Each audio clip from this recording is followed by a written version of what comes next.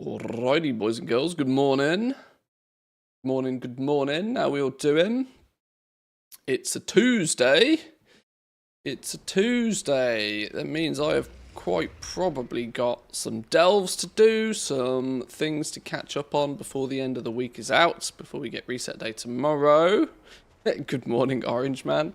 I am still wearing the same hoodie from yesterday, yes. Hoodies don't get changed daily. Nobody changes hoodies daily. Like jeans, nobody changes jeans daily. You gotta be crazy. Right, let's go get some patron orders done first thing. Let's get the cash money flowing. Let's grab leatherworking to begin with. Any love? Negative. Okay, that's a good start. Love it when absolutely nothing is worth anything. Try jewel crafting. See if we have any more success.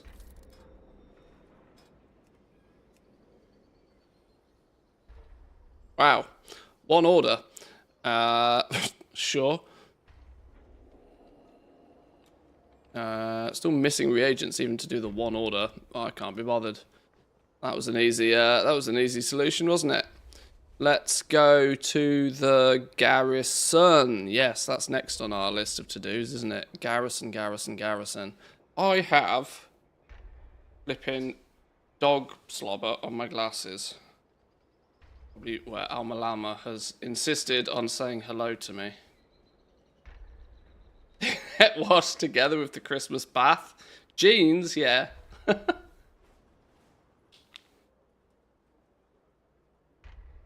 She recoils or passes out, it's time to change them. Jeans are one of those things that I'm convinced they clean themselves, right? I don't think you need to change your jeans ever. Jeans clean themselves. You get 4 days out of a pair of pants. Inside, outside, front side, back side. Job done. Socks. You know, you can inside, outside, left foot, right foot. That's another 4 days.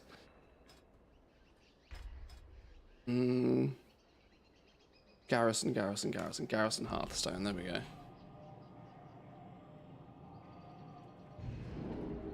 Must admit, t-shirts a daily event though. Alright, let's get...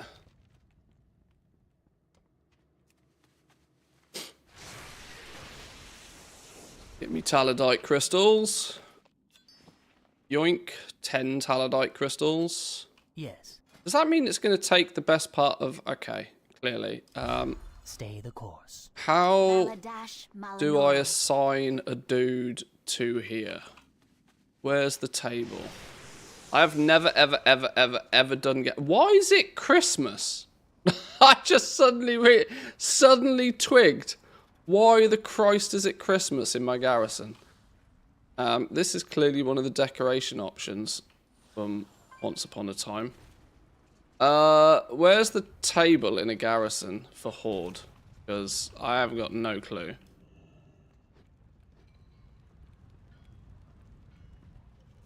Because that's where I can assign a jewel craftery dude to the jewel crafty hut, right? If I remember this correctly.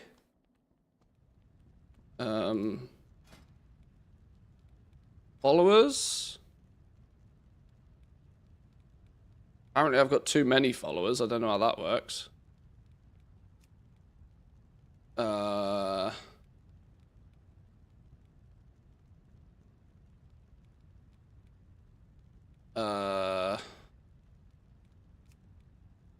I have anybody that has jewel crafting skill? How do I do this? Where's the table to change your shit? Is it you? Garrison Architect. Here we go. Gem Boutique. Click to assign follower. Jewel crafting. Offers a variety of jewel crafting benefits when assigned to the Gem Boutique and increases successful chance on jewel crafting missions. Go. Why does it say inactive? What?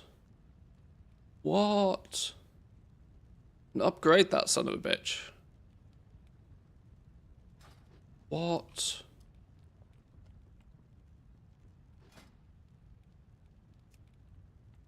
Oh. Activate. You have one activation left for today and will cost 250 gold. Sure. Now I've got to deactivate people. Fuck. Can't remember how all of this works.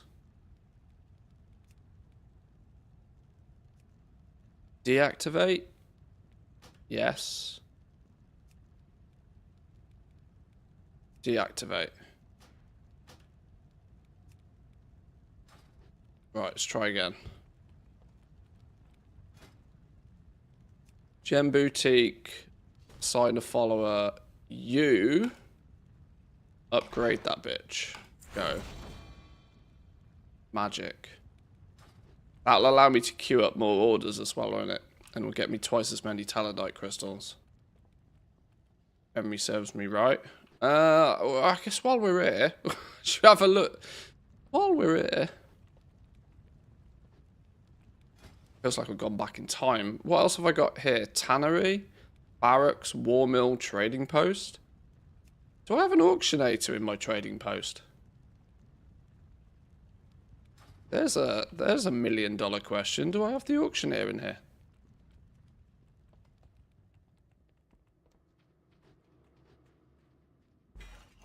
FD Garrison Resources. Is this the trading post?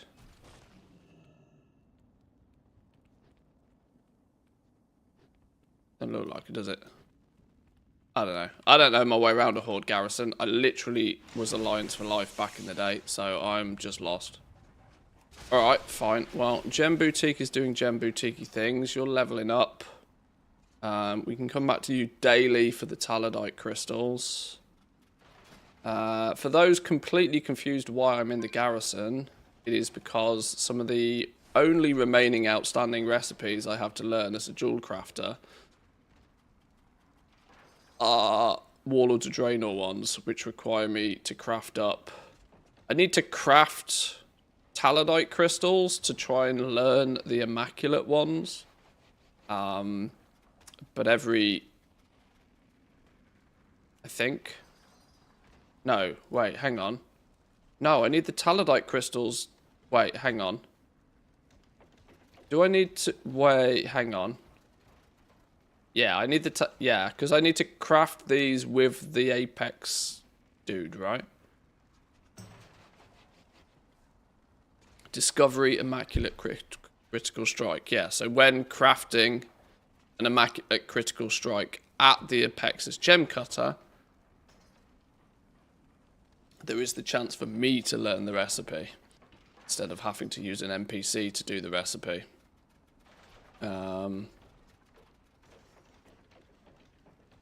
Yes. Yes, yes, yes. But this now means I am in a daily mode of collecting Talladite crystals 10 years after Warlords of Draenor. Right. Welcome in, Pag B. Good morning, good morning. Yeah, Alliance for... Yeah, back in the day, I was Alliance for Life. Not so much anymore. I am now Horde for Life. Only because of the server that I'm on, really, to be honest.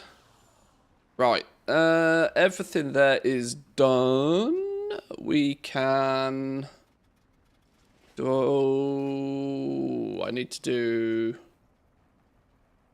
an 11. Can I use my Delvo bot from here? Will it take me to a random bountiful delve all the way from here? Yes. Very nice. Hello, traveler. Wait, what was I going to ask about? Oh, you're right. Tools. Archival Assault, go, and you get. Let's quickly empty this.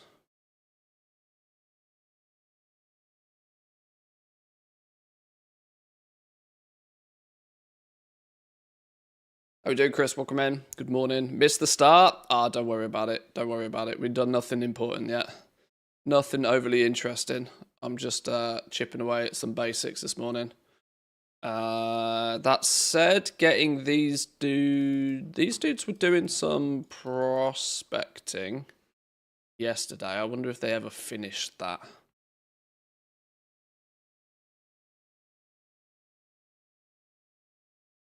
Are they in a position to sell the stuff?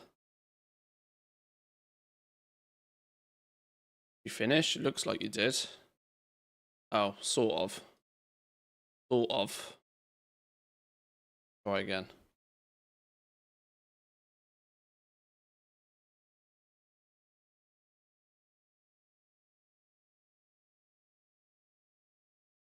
Less than a stack of stuff. Oh, you apparently didn't do fuck all. Why did you take a hiatus and do nothing?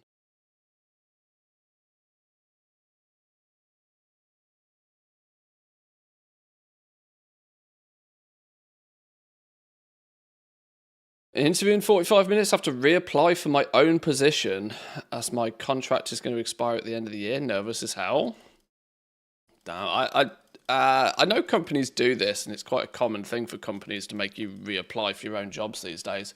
But I'll let you into a little secret.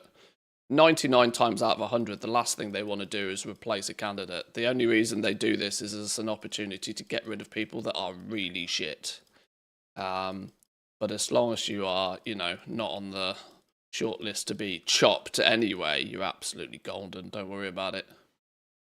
It's more of a formality than anything else. To get out of jail free cause for employees, to get rid of the worst employees without having to worry too much about going through normal legal process. It's a bit cheeky, really, but you'll be fine. You'll be fine.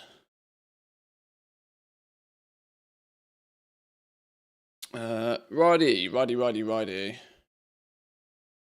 Let's get this 11 blasted out quickly. I don't like this delve, you know. I've decided it's kind of cool and interesting, but I don't like it. I've decided I don't really like this. Thematically, it's kind of cool, but like from an actual gameplay perspective, I don't like it.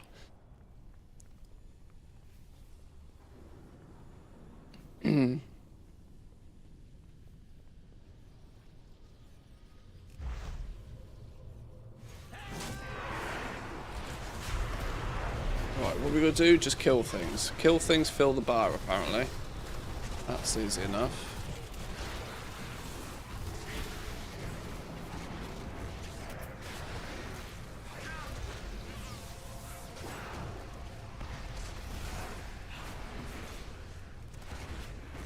I'm on the chop list like me. Luckily for me, it's not because I suck, but for reorganization. There's the potential to make bank after 20 years of loyal employment. Yeah, there's lots of reasons why changes need to happen. My Mrs. Manthius has had recent dealings with this from the business perspective of hiring and firing, and it's simply because their company is growing, and as a company grows, its priorities change. You know, in the very early stages of a business, it's all about research, development, building a product, early sales, that sort of stuff.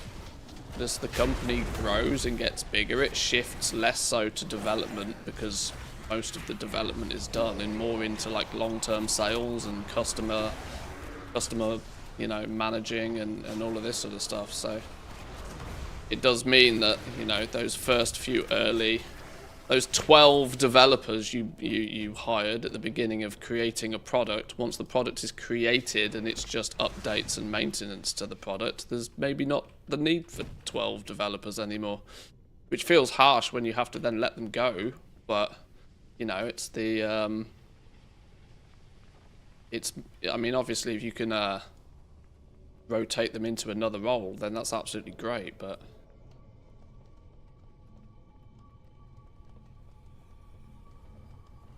I can see how it's sometimes an awkward scenario to have.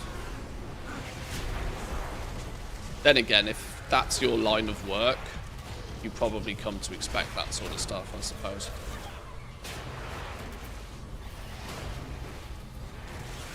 I'm quote-unquote too expensive and they want to consolidate locations. Company celebrated 45 years recently. It's now a new company. Good effort. It's been around a while then. And yeah, if you've been with them 20 years, I would imagine... Well, it depends on the company policy, doesn't it? There are two... you see it two ways these days. I see an awful lot of companies that are willing to pay their new employees substantially more than they're paying their old employees. And you're like, okay. Then again, at the same time, you have people who are borderline grandfathered into the company and are being paid borderline 3 times the price that they would hire somebody new for, which is also problematic.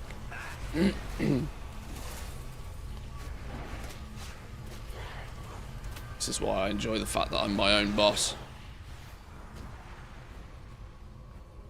When I'm my own boss and I employ nobody, the Christmas party ain't much fun, but it does remove a lot of these complications from life.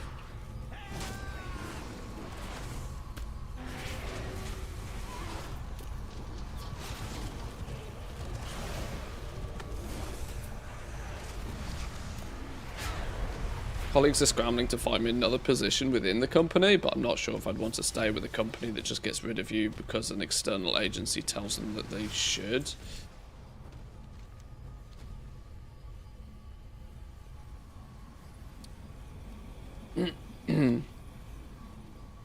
It's all too easy to forget when when companies grow.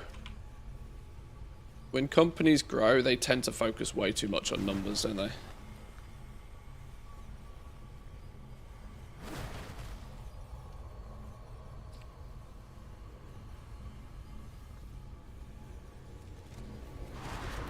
Ooh, who dead? Who dead? Dilla, Draenor. I'm quite sure Mrs. K-Chak has been in here recently.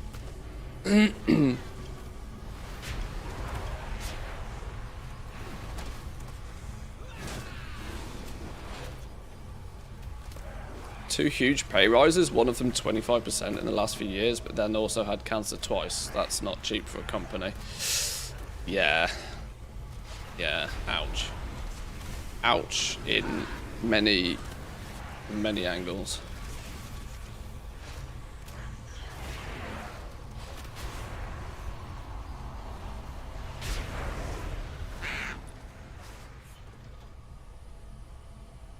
A few run-in with those groups. So fun when they paste the default report with new logos on a business that they know absolutely nothing about. The world of business can be crazy times.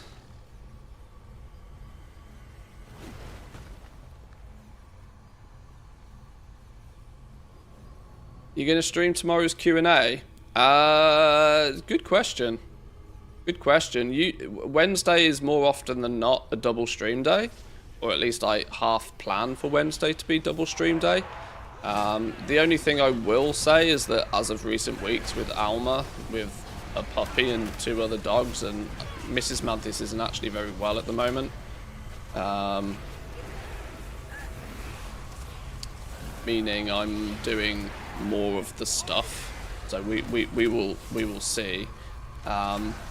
Yes, in all honesty, the last, even today's and yesterday's streams wasn't really planned. It was only because I got a bunch of stuff done at the weekend. That it means I don't have to be doing it now. I have about a 4-hour window in the day where I get to do things at the moment, because outside of that, I'm occupied. In essence, when this little dog has her breakfast and has finished her morning walks and sleeps for a few hours, then I can do stuff. That stuff is either streaming or doing anything else that is needed to be done. I still don't know if I have alpha access or not. There was questions going out in the WoW Creator Discord yesterday of others saying, like, are we going to get a heads up? Are we going to get to, like, pre-install it? What's the case? You know, stunned silence. So it's We'll know when we know.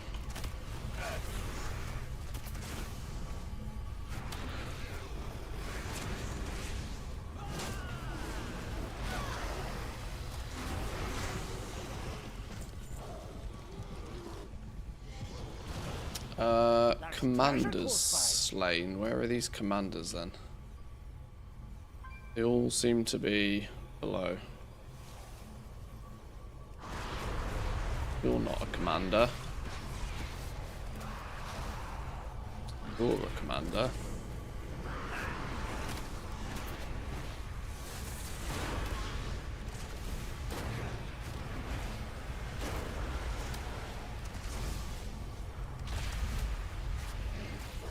Let's keep that pet alive.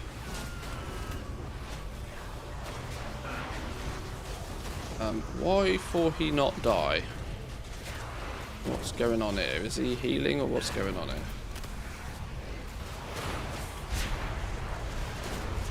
This is what happens when I don't pay attention. No, he's dying now. He's good. Must have had a shield or something on him. Did.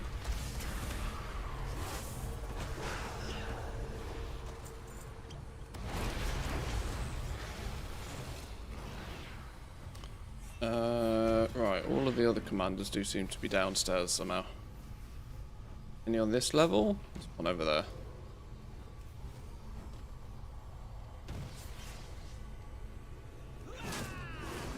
It was fun to talk them through how some of the teams and clusters work. Every Scrum Master needs to have 2.7 teams, but what happens when you also have a group fill in for 3 other full-time functions that are basically cut because they didn't add anything of value, but the report says that you need it? Yeah, businesses run by number crunches often don't do great. Unless they happen to be in an industry that can support explosive levels of growth at all costs. Simply because, like, as soon as you remove the human element out of a business, it's just donezo.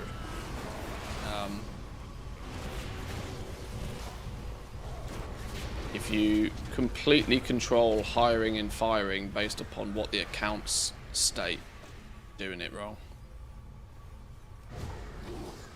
Like I said, this comes from the self-employed solo entrepreneur. Oh no, that's going up again. I need to go down. Flipping now. Oh, I've got to go take this portal. This is why I don't like this flipping zone. Never get around it properly.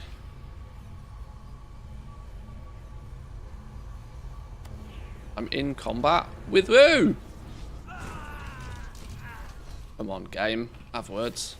Go.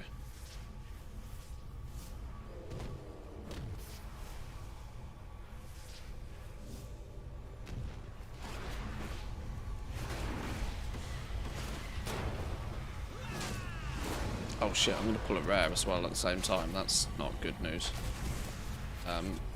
This could be too much on the damage. Yeah, because my pet just got nucleated.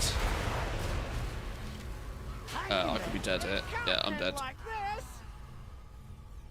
Oh! Let's try again. Yeah, thanks, Ban. Harder hitting moves, my ass. Oh shit, pet's dead.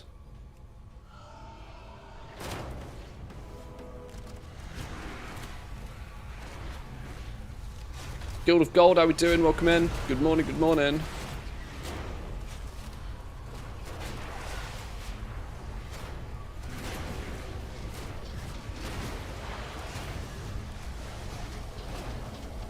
Oh, the puppies are over the other side. Hang on, I need to be pressing buttons. Can't be changing puppy cams at the moment.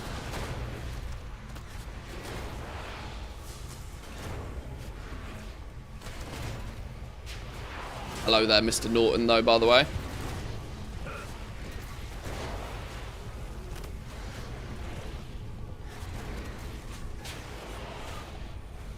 Fun thing is, though, my job title says product manager. I also did project management, UX design, graphic design, marketing, support. Maybe expensive, but I'm worth it.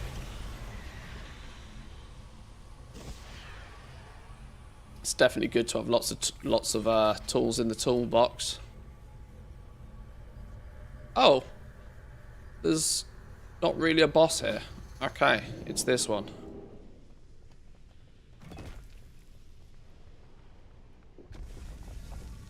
Right, well there's my 311s for the week. Left it till Tuesday again. Whoops. Now, one question is, do I bother just spamming a bunch of 8s? I need to do 5 level 8s to get a fully stacked vault. Question is do I feel I need a fully stacked vault? Am I actually hunting down anything particularly now? I don't think I really am. Do I need anything gear-wise? Well, in theory, can I get anything out of the vault that I actually care about?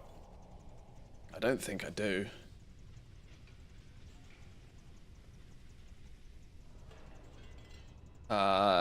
Boots are the only possible thing. Boots and trinkets. Trinkets I don't think are going to be too much of a problem because hero trinkets are going to be on the vendor once turbo boost kicks in. I don't feel the need to push any further for it now. And boots is a bit of a problem. I don't know if I can get raid boot. I don't know. Do I care about stacking my vault anymore? I don't think I do. Yeah, I need sockets on items though, mind. Which if I want a socket per week, I do need to stack the vault. But the question is how much do I care about 1 extra gem's worth of juice on my gear? I'm already more geared than I actually expected to be this season anyway.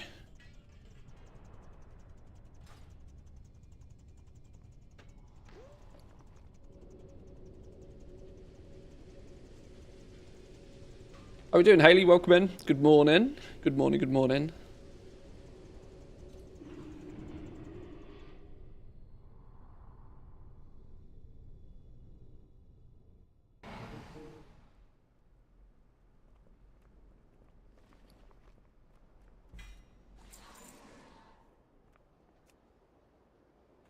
Right. I understand your frustration, okay. A delve quest to turn in, apparently. Where do we turn this in? Should be in here, right? Yeah, here we go. Loads of forgotten knowledge are within our grasp. Yoink. It's actually full Spark Week again next week, isn't it? Meaning, if we don't get boots... now, obviously, raid boots would be really nice. Raid boots would be really nice. But I don't do the raid. So, I'm not getting raid boots. So, 720 crafted boots would easily fix that problem. And that then basically means I couldn't give a damn about the vault anymore. I think. What brings you here? Farewell. There's one piece of gear I need to upgrade still. It is actually the boots. I need to get these to 704. And then we are done with runed crests. So... I've got 25. I need 35 rune crests, and then I'm done with rune crests forever. It's just convert everything to gilded from that point on. And I'll need to convert everything to gilded to get everything 6 of 6, and what will actually end up being 8 of 8 in a few weeks' time anyway. Okay. That does lead me to think that I don't really care that much for the vault anymore. I get a piece out the vault, and if it's trash, we take the coins. Farewell. We get a hero piece from doing our delve bounty each week, but that doesn't really matter. Yeah, okay. How am I looking with the seasonal journey? Firing my mind's just got to know. How do I see the Travel journey safe. thing? What brings you here? Good luck, friend. I just see it from here. Yeah. 34, let's call it 34,000 out of 42. Still got a little bit of journey to go. But buying 1 of 8 veteran warbound gear is not exciting. Nice. 704 item levels, all you need. I'm done with delves now. Yeah, my item level is above that. But obviously that's because of a few pieces of crafted gear in the wraps. These boots are the last thing I need to bring up to 704. And then we're good.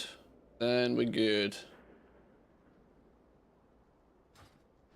Alright, nice. Love that. Love me a bit of that. Got delve out the way. Nice and early. We completed Brewfest already.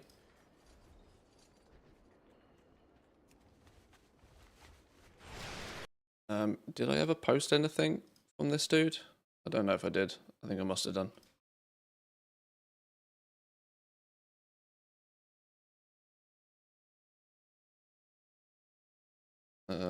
You were doing some jewel crafting as well, in theory. Did you lot finish your jewel crafting? Looks like you did.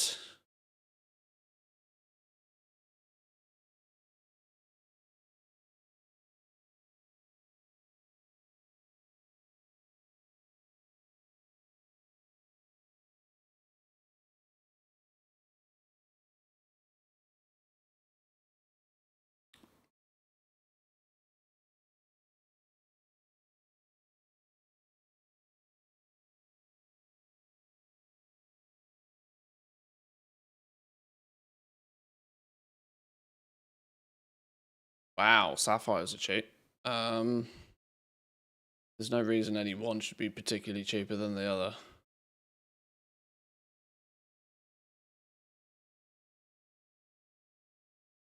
Dust that right now. 25.76 is regional average. 25.76, we'll slap it in there at 24. Then with glass. Who the Christ reset glass? Go on.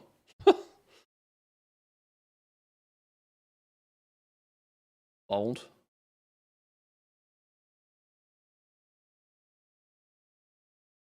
Oh, I didn't break down my iron claw raw. Shit.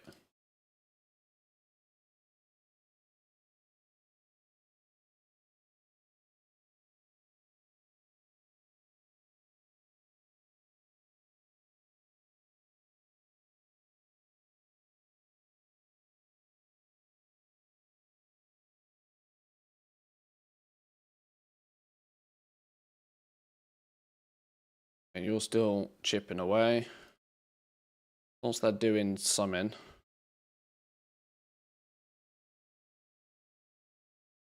Is anything happening today? I've read about some rumors. Is anything happening today? Not that I know of. What would be the thing?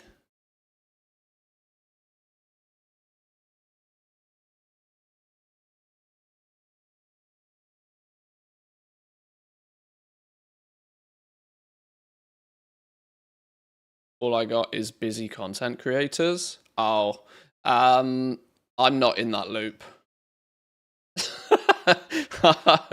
I'm not in that club.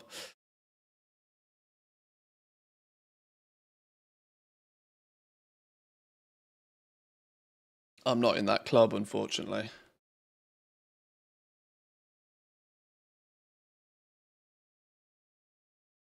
There's a strong likelihood it's got something to do with, you know, the Q&A. Interviews and that sort of stuff's probably going on today. Which will take certain individuals out of the loop of normality, I guess. With the Q&A tomorrow and Alpha launching on Thursday and whatever. There's probably some stuff happening. I'm not in that circle. I can check the creator Discord, but I would not be able to confirm or deny either way.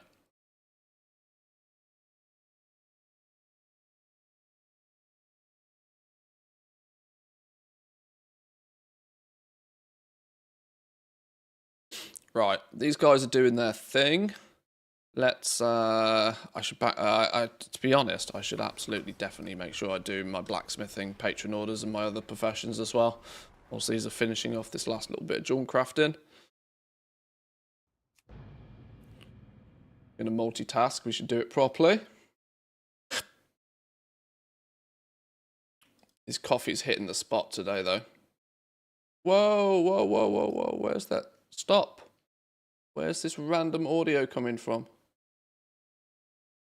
Stupid auto video plays on YouTube.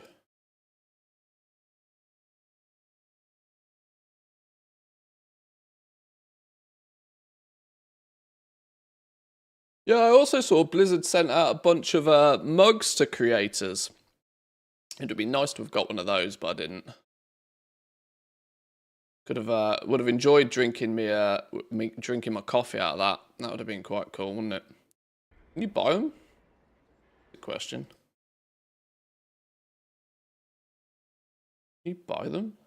Are they on the Blizzard store, maybe? Out of curiosity.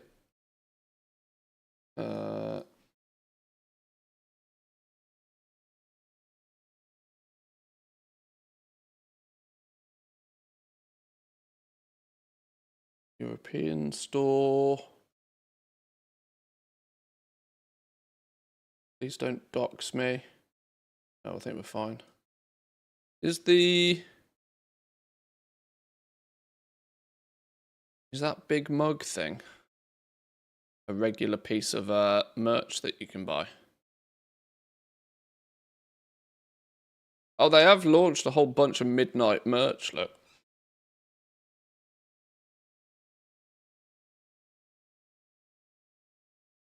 Standard midnight mug. It's not the one I'm talking about. I want the big Stein thing. Player housing one.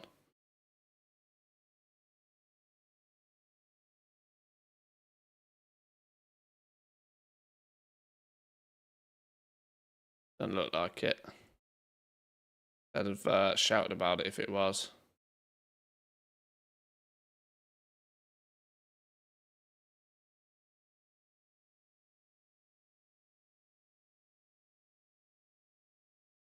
No, no big mugs. No big mug. 145 euros for a hoodie. Are you mad? That is outrageous price.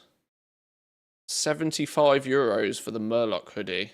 I've said before, it makes absolutely no sense why they didn't do this in green. If they'd have done it in green, I'd have bought it. That said, I'm clearly not afraid of an orange hoodie. But not paying 75 bucks for one. You're out of your mind.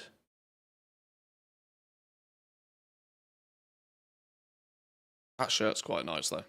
Frostmourne shirt. No, it doesn't look like they have the big mug things on the store. Maybe they'll turn up on the store at some point. Maybe they'll turn up on the store at some point.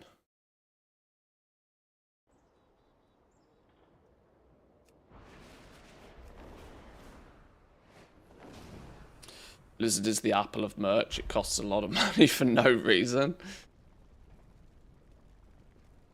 It's difficult because a lot of merch out there is just trashed here, and that sets people's expectations for like price. You can buy a t-shirt for 15 bucks, but it is actual rubbish.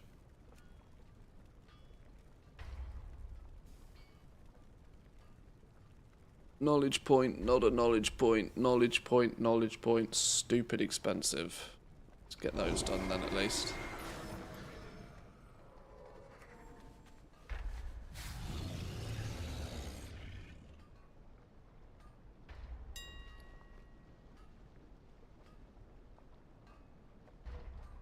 It's been requested multiple times that why doesn't Blizzard do like a, you know, a creator code style system. I for one would appreciate something along those lines, but once again, the reason they don't It's 'cause they don't have to, because people already buy it.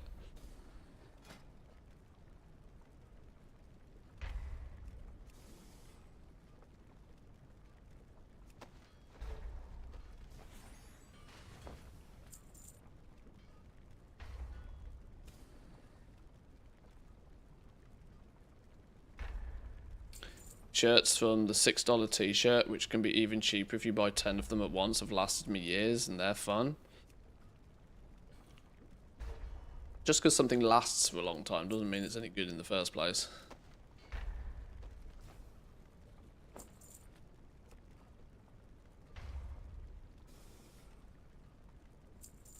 But I get what you mean. It doesn't have to, I'm not trying to specify here that, you know, it needs to be expensive to be good quality, but it's the reality is a lot of merch that you get at the 15-20 euro price bracket is just actual trash. It's paper thin. It will last you about 4 minutes. Put it in the wash twice and it will shrink. Like, this is why I've not done any. This is also why you can spend 35 euros on a t-shirt. Then you are in that kind of category where it's a risk again. Is it just 35? Is it a 15 euro t-shirt that's just marked up? Or is it actually 25 euro t-shirt that's good quality with a, you know. But then there's Blizzard prices, which is ludicrous.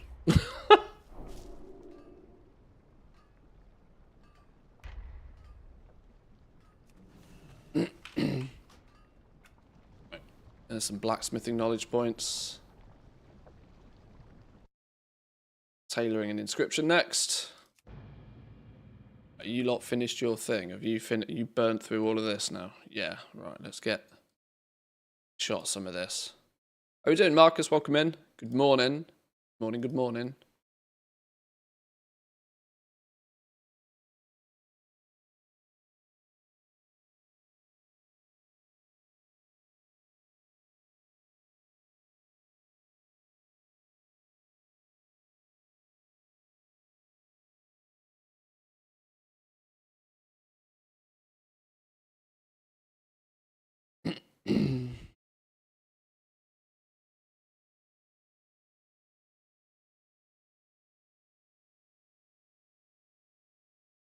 Oh, I didn't do the Iron Claw again. I've made the same flipping mistake.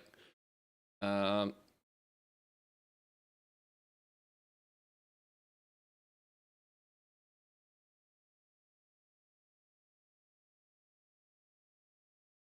you actually prospected everything?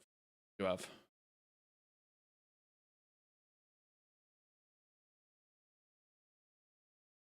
I have selective hearing. I'm sorry you were not selected.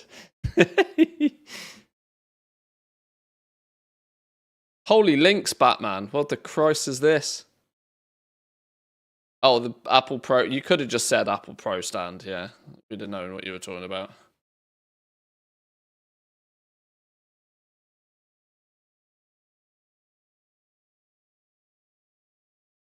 Yeah, they are absolutely taking the piss with that.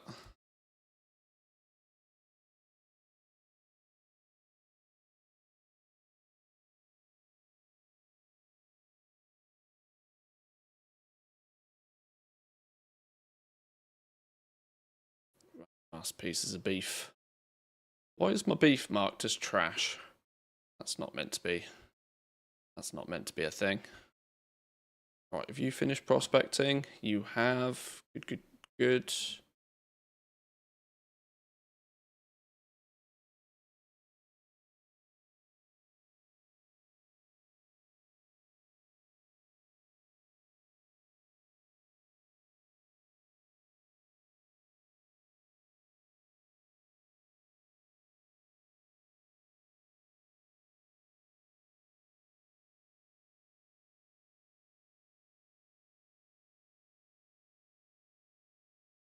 You finished. Done as well. Nice.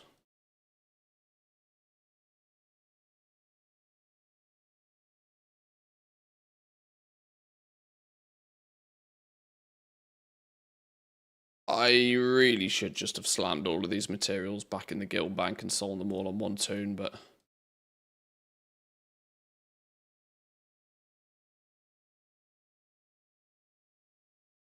matter too much.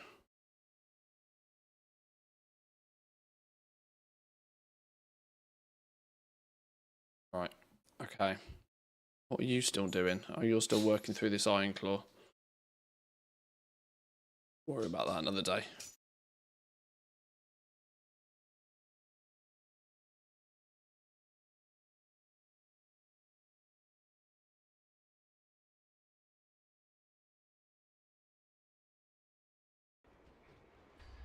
Okay.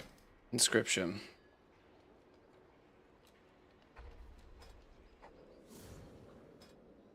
Wait, hang on. A public order? 100 gold. All Q3 mats, though. All Q3 mats. Saved the writhing samples. Yeah, it's 400 gold, isn't it? Oh, another one. Another one. Ha! Now, this is where we have questions. This is where there were questions, boys and girls. Look, note to crafter, tier 5, 500 gold tip. Did provide all Q3 mats, I'll give them that. Provided all Q3 materials at a cost of somewhere in the region of 6,500 gold, plus or minus whatever they spent on these. Which could have easily been another couple of thousand gold. So they've potentially spent upwards of 10k on looking at crafting this, and then they've given a 500 gold tip and the request for tier 5. Now, it's feasible if I use concentration, but do I consider 541 of my concentration to be worth 500 gold? This is where I feel that crafting order system needs great levels of improvements. Now, I'll do this guy a solid. I've got knowledge points lying about, so I'll slam some points in the torch anyway. But it's still one of those kind of points of frustration about the entire system. Still a point of frustration about the entire system. You get 500 gold by selling 3 items to a vendor. It's exactly this is the thing, right? It's a moral dilemma more than it is anything else. Cost of at least 6,500 gold, if not upwards of 10k gold by the time you add in the optional reagents here, to then tip 500 gold to the crafter. Go on, fat resource proc. No resource proc at all.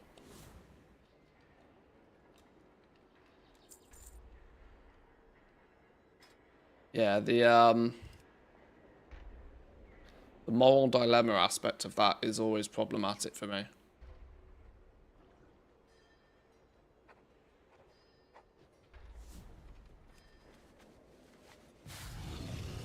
And this is why I think the game proactively teaches people that public orders are not to be used, which is there needs to be some incentive to do a proper order, but I don't think screwing people over is the right way of incentivizing people to find an actual crafter, you know? And then, yeah, I don't know. Anytime I get anywhere near the work orders, it just gives me like hives. I just feel icky about the whole situation every time.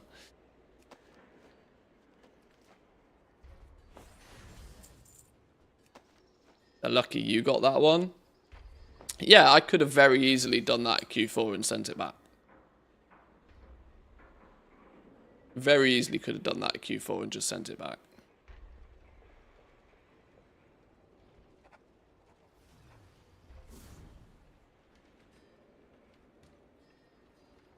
Public orders, realm only. Yeah. Yeah.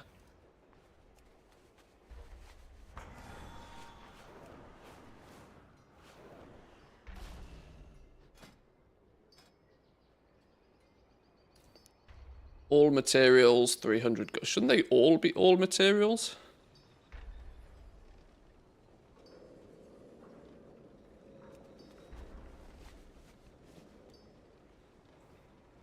Saved 2 of the exquisites on that one.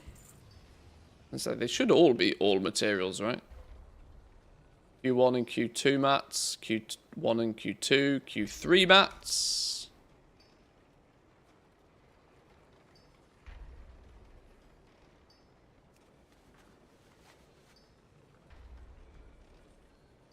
No resourcefulness proc.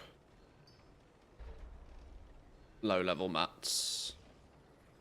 Arguably should just do them, but how many orders we got left? 2.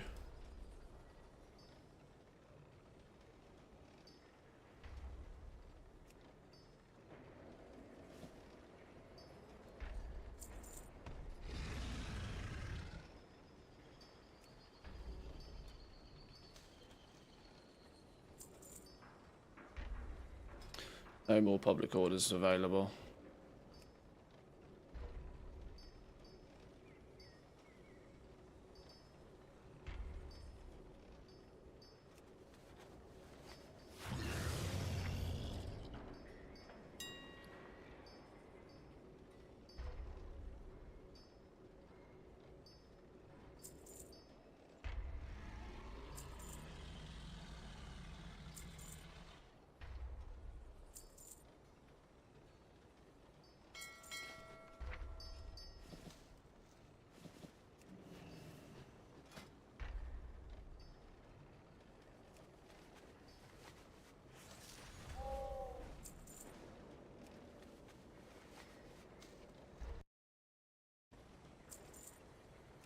Well, quickly logging onto the toon, spamming a few patron orders.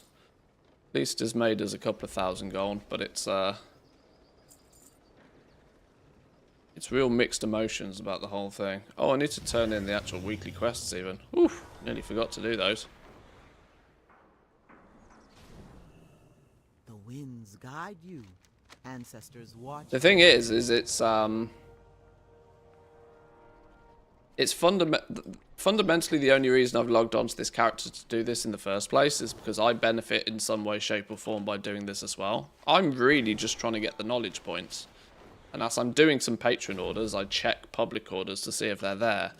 But it's still a weird moral dilemma for me about how and when to fill orders and whether to, like, you know, fulfill requests in public orders.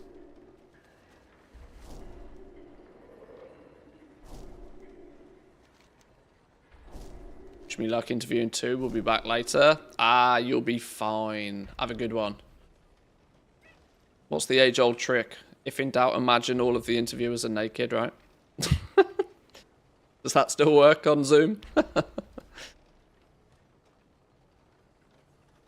Wait, what? Oh, yeah, of course.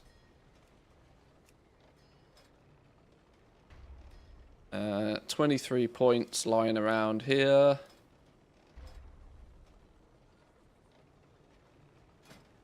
Tailoring, 29 points. We can fill out another node if we want. We've got 1, 2, 3, 4 to go.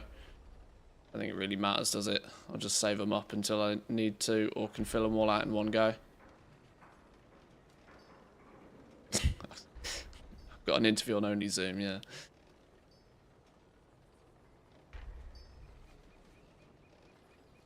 Crafting orders are so variable across professions, though. Jewel crafting and tailors are great, but others are barren as far as I've seen so far. I mean, they all get orders, but it's mostly due to the fact it's the being in the right place at the right time, more than anything else. Right place, right time scenario. And realm population matters immensely. I play on one of the busiest servers in the whole EU, and I still go days at a time without seeing a single order. Because if, like I said, if you the nature of public orders is there's no reason to ever not do it. The only reason to ever not do it is if you're out of remaining orders, because you can technically only fill 1 public order a day, but you can stack up to 4 of them. So there's almost no reason ever not to do an order if you see a public one. you can proactively choose to not do it based upon the, you know, the tip being too low. You can wait it out and try and get another tip, but I would definitely say over the phase of the expansion, I've wasted many days worth of public orders. More down to the fact that I'd probably go 4 days without even seeing an order. More than anything else.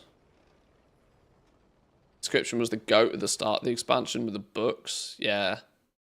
Yeah, there was never not an order with Inscription for a while.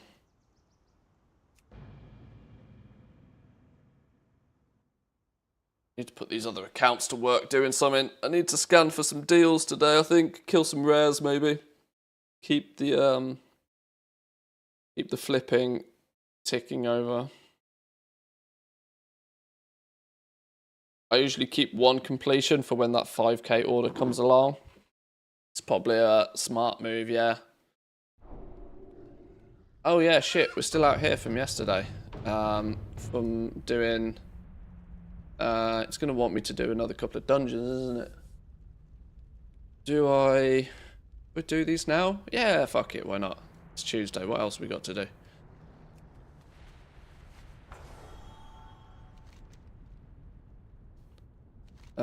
More of Souls. Where's More of Souls then? Altharian's Lair. Stormheim. It's the one round here somewhere, isn't it? More of Souls. There we go.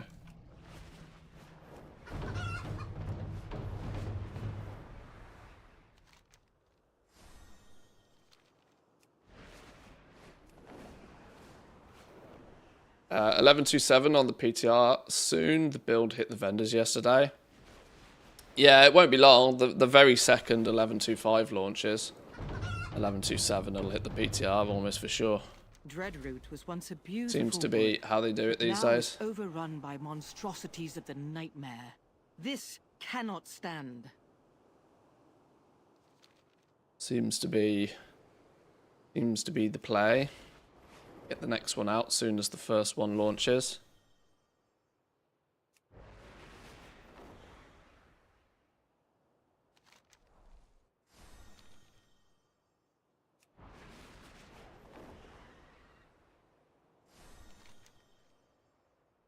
I don't know what I'm kind of both I'm more intrigued about Alpha because I hope it's going to answer a few questions. But I also know that it's probably going to be very rough around the edges, and so Alpha might actually lead to only more questions than anything else. 11.27 should be the big boy with housing.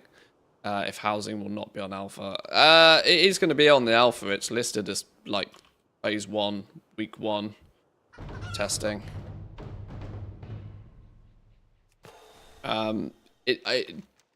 With both housing and professions, week 1 on the Alpha, I think we'll get our first good impression of what the recipes are. I think we'll get most of our answers, is what I'm trying to get at when it comes to professions stuff. But I'm not sure what I'm more sort of... I'm intrigued about Alpha, but I'm very, very intrigued about how Remix is going to be accepted or not, should we say, by the player base. Because I know full well that whilst a lot of noise was made... Do I need to do this on any difficulty, actually? Heroic. I know a lot of noise was made about Remix during its testing, and a lot of changes were, or balances was done, but I also know there'll be a huge amount of people that will go into Remix with certain expectations and then be very surprised when it is nothing like their expectations. And it's going to be really interesting to see what the first few days of feedback is going to be on Remix this time.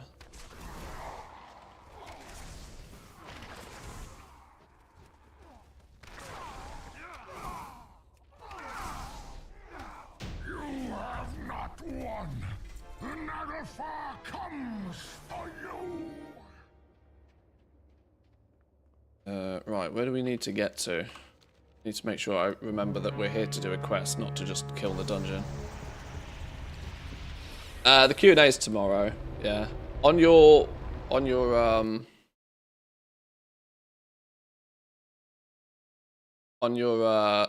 Blizzard thing, there's it's here. Countdown here. 30 hours.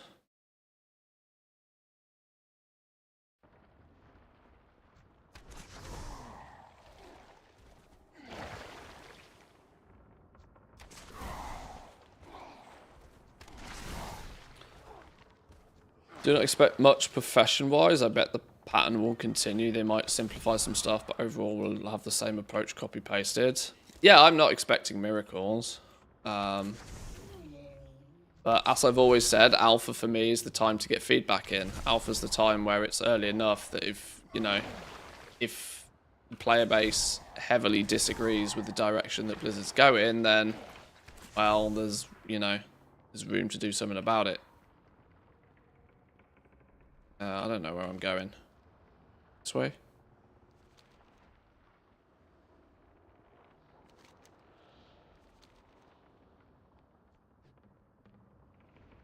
By the time stuff lands in the beta, it's often too late for dramatic changes. Beta is going to be like a balance pass, bug fixes, making sure that all the nodes in the spec tree work, that sort of stuff. But the foundation is pretty solid by that point.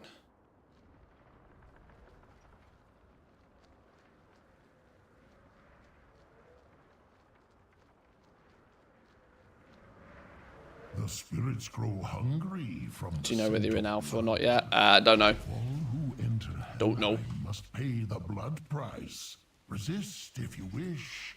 In the end, I always get my payment. No quarter to these scallywags. This month's been Failure weird, all the doesn't dates are abide off. intruders. I get that occasionally, where I just seem to fundamentally lose the ability to have any idea what day of the week it is.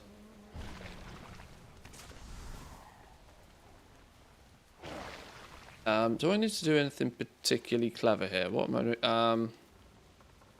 Dragor, Dust, and just a Hellier Slain. Nothing sweeter. There's probably a than box to pick die up at sea. here, right?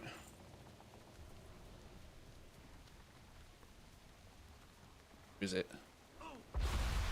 This one. Yoink. You all will regret trespassing in my realm!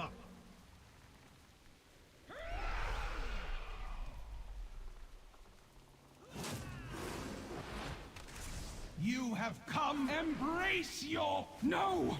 This is not possible! What manner of creatures are you? Still wondering about the crystal in Hallowfall. Yeah, it's gonna feel weird. Like the whole, whilst we are, most of the player base are treating Midnight like any other expansion. Do you think you have But because we won? are, You have because it's merely chapter 2 survived of a the 3-part storm. saga, The seas are the understanding also unstoppable. needs to be that not all answers will be, not everything is wrapped up within that one expansion.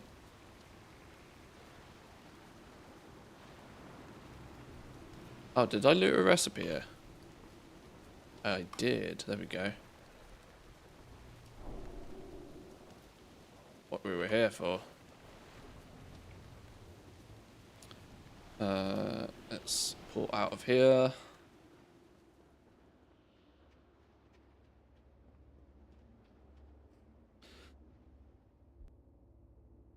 And it might be odd that we don't even get the answers to these things in Midnight.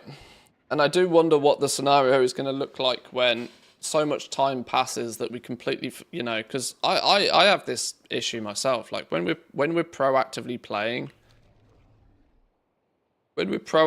playing an expansion, I pretty much forget what happened in the last one. Like my brain just like switches off whatever happened in the past expansion. And it's going to be weird this time round that Like, this is why this whole 3-part saga to me already feels like just one expansion's worth of content that they're really stretching. Now, I know that sounds overly negative, but it really does feel that way to me. Really does feel like this is one expansion worth of actual content stretched over 3 with enough filler to keep us busy whilst they're maybe doing something.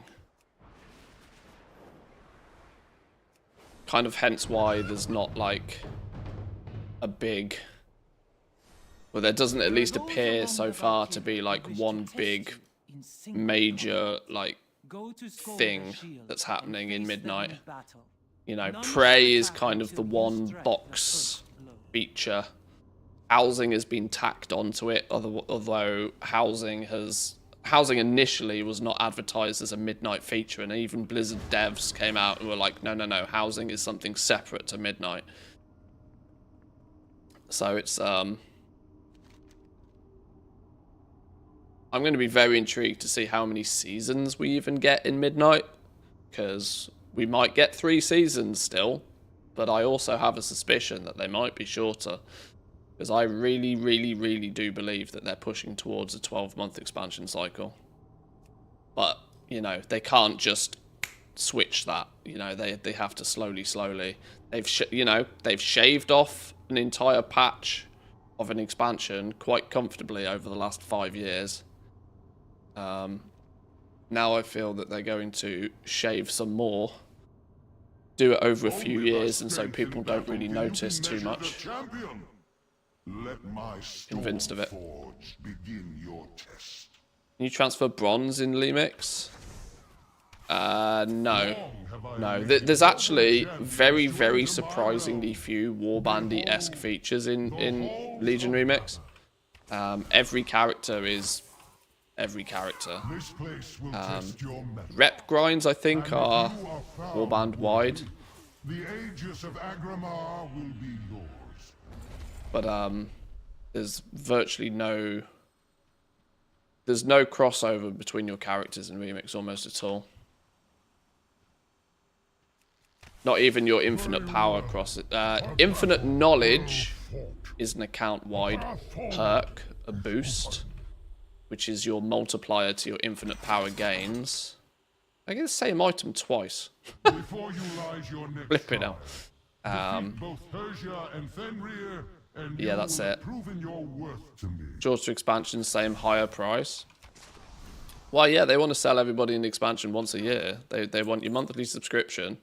They want to squish the content to be as compact as possible to give you almost no reason to ever unsubscribe. They definitely don't want there to be a delay in the content at any point. So squishing, you know, shaving out all of the gaps. Shaving out all of the gaps, getting rid of all of the dead air, the dead space. Having seamless transition from one piece of content into the next, into the next, into the next. Keep the treadmill going. And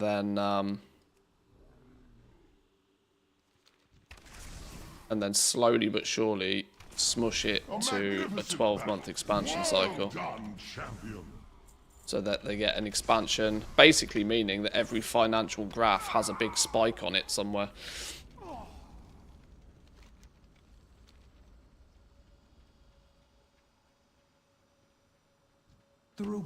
I can't see any reason why they wouldn't be doing that. Persia has earned this most sacred of rights. She shall ascend as one of my chosen, because, you know, shareholders and that. And her name shall echo in these gilded halls. Although arguably, eternity. Electronic Arts now don't have to worry about shareholders, do they? I am not nervous. Would have been a good day yesterday to have been holding on to a bunch of EA stock. What was it, $210 per share? Buyout? I witnessed their deeds in Stormheim. Would have been a good time to have some EA stock. To put your faith in me.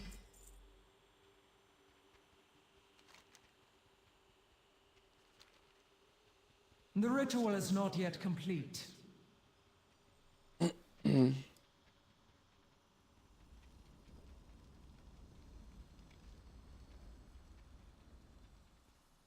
Is it still do not do quests until max level? For Remix, that's my advised way of doing it, yeah. It's going to be very tempting to just, like, fill your time by doing a whole bunch of questing. But you kind of want to save the quests until level 80 in Remix. Otherwise, you're not getting half the rewards that you get from the quests. And since they're one time only, you will kick yourself a little bit when you ding level 80 if you've already done all the quests. People will quite quickly turn around and go, oh yeah, but infinite knowledge, you're going to be behind with your infinite knowledge. And then you need to remind those people that grinding infinite power is a waste of time until you have fully geared up your character. Increasing your item level is your #1 priority at the beginning of Remix. Above all else. The vast majority of your power comes from having higher item level gear, not from having more knowledge points in your spec tree or more ranks of infinite power. 50,000 infinite power equates to 1% DPS. You can 10x your DPS, or you can gain 1,000% improvement to your damage by just increasing your item level.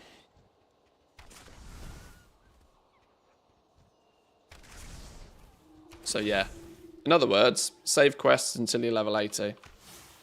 Saving quests until you're 80 will mean that you get as many upgrade tokens to your gear as quickly as possible. My blessing, champions. I look forward to meeting you within the Hall of Glory. Where is this Eternity Sand? I've frustratingly not found it.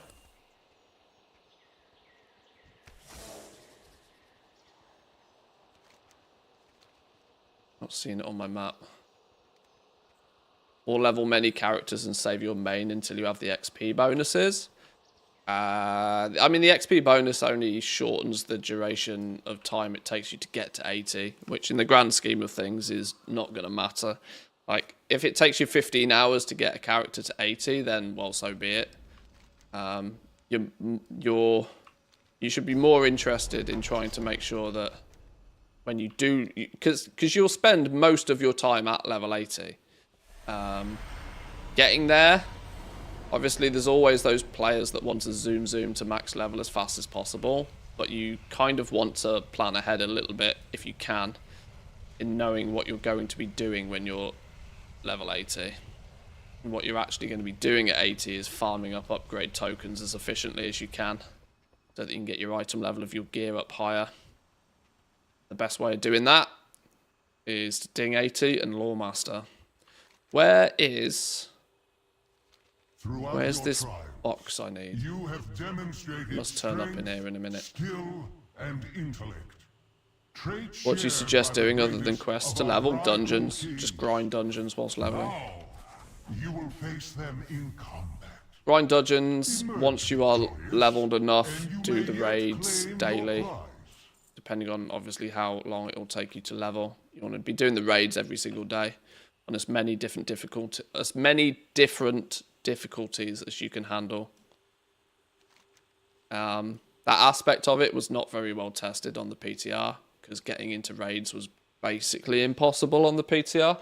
Like, we don't really know just how much juice is going to come from them in terms of experience.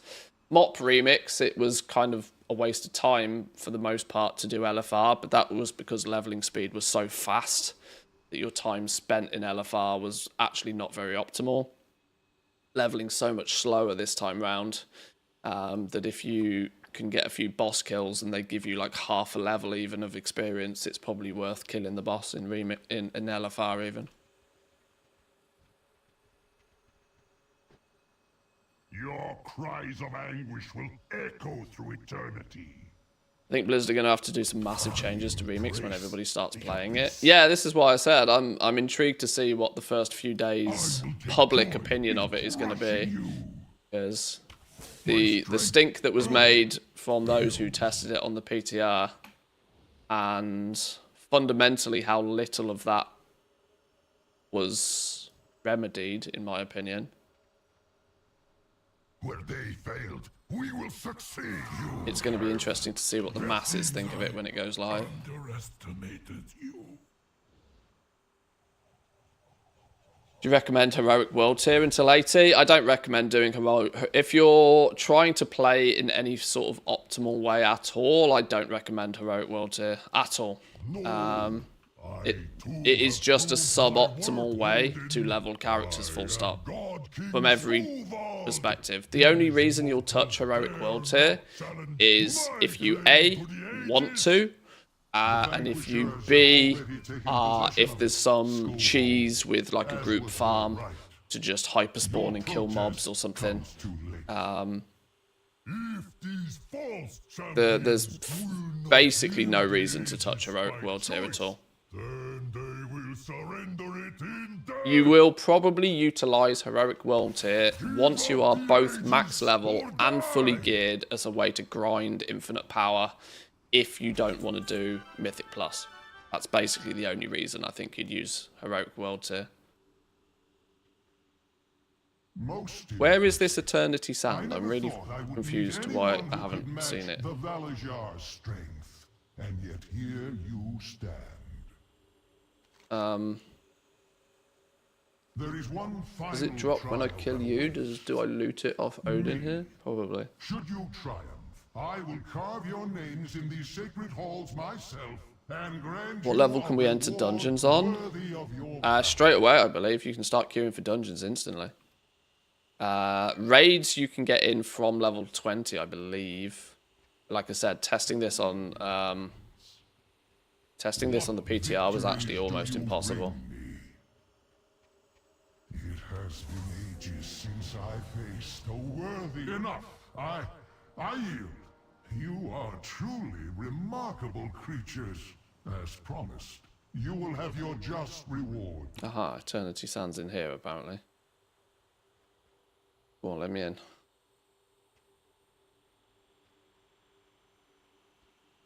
Heroic Tier is for those looking to hinder themselves because the game is not challenging enough. Yeah, that's fundamentally it. You do it because you want to, not because it's going to be the best way of doing anything.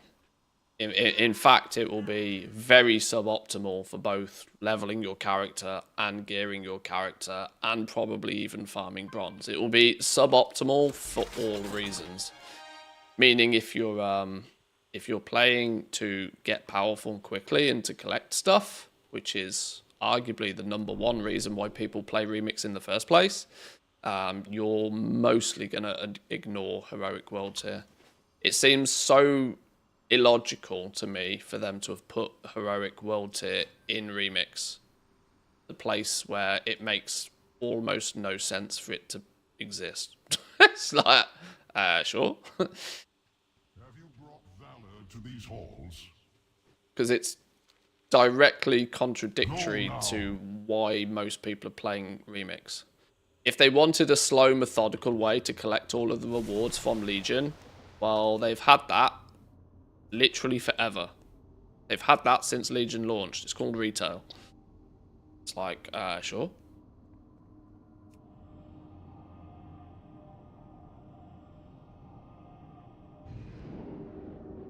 $2k XP per mob with 5 people. It will be OP. In 1 pack of mobs, you get the same experience as 1 to 2 quests in normal tier. But you will very quickly also find you are absolutely fucked because you'll have no gear. This is why I say Heroic World Tier might present some sort of cheese, but because your only way to acquire gear, like most gear doesn't drop. It's not like you'll have BOEs that you can just equip. Like you get gear by doing stuff.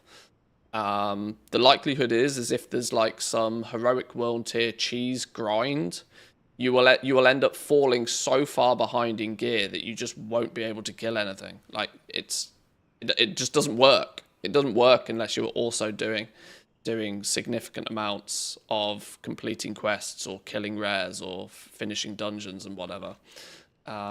Because yeah, you're going to fall so far behind in gear. Not only is your time to kill going to be longer in Heroic Tier anyway, you can kind of counteract that by having 4 other players in your group But very quickly, all of those 5 players in the group are going to, 10 levels, you're going to end up falling so far behind with your gearing that it will actually be even slower still. Like, I'm not convinced that Heroic World Tier will be used by anybody for anything. For the Alliance. But, I'm willing to be proven wrong. See you around. See you later.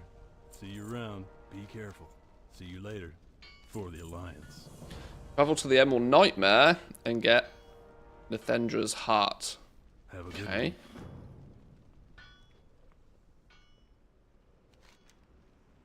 Is there realistically any reason to do this? Or is it just...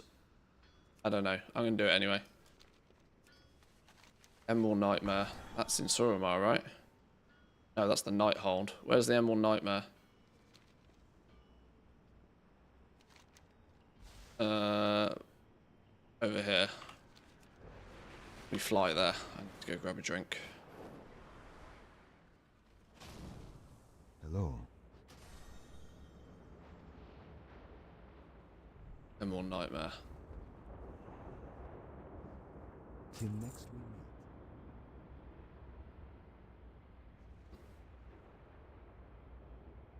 Right, give me 2 seconds. Let me go grab a drink. This without running over a puppy.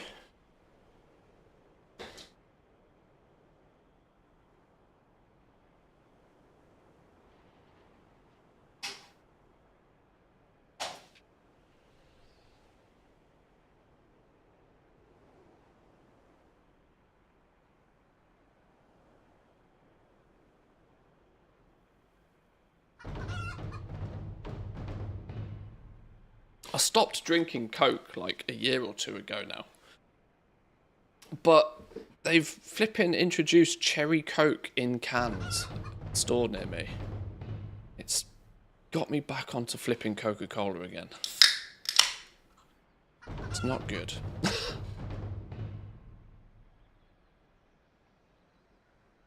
But I went 10 years without drinking cherry Coke. I used to really like cherry Coke. Such an odd combination, because there's absolutely no way I'd pick up a cherry and eat it normally.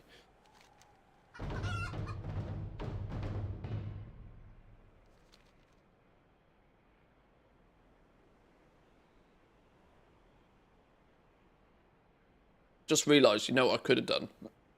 I could have probably done this on LFR mode as well, couldn't I? Meaning I wouldn't need to have gone there, and I could have chosen the...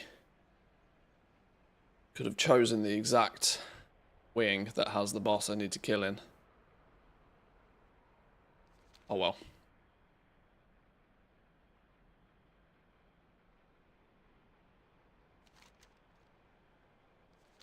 Dr. Pepper? Yeah, I'm a big fan of Dr. Pepper as well, actually. I do like a Dr. Pepper. Although I do have... I did always used to find Dr. Pepper foams up, like, aggressively. You drink it too quickly, you just feel as if you're going to die.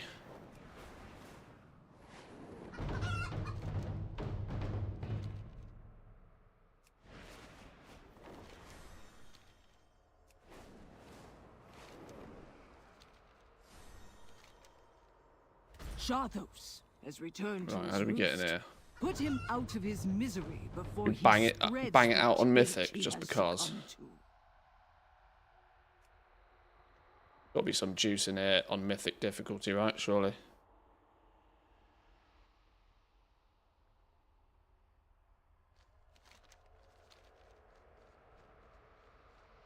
Oh, we literally only have to kill the first boss. Oh, alright, sure.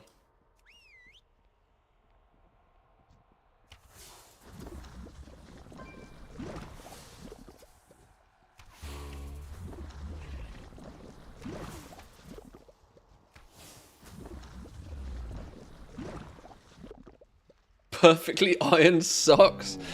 What a Twitch name. How about your underpants? No point having perfectly ironed socks if your underpants are a crinkly mess. Never killed this boss on Mythic? Lol. No, I have. Poor Nythendra. She served faithfully as guardian of the dream. only to be perverted into a gatekeeper of corruption.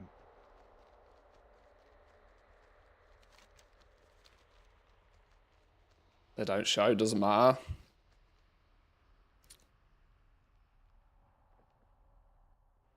Fair point. Fair point.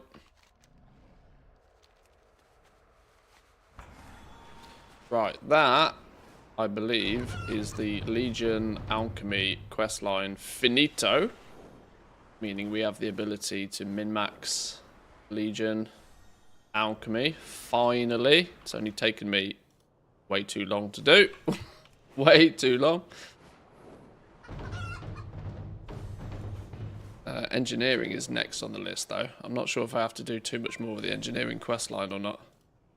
I did start wombo comboing it, but it got far too complicated and I forgot what I was doing half the time, so we paused.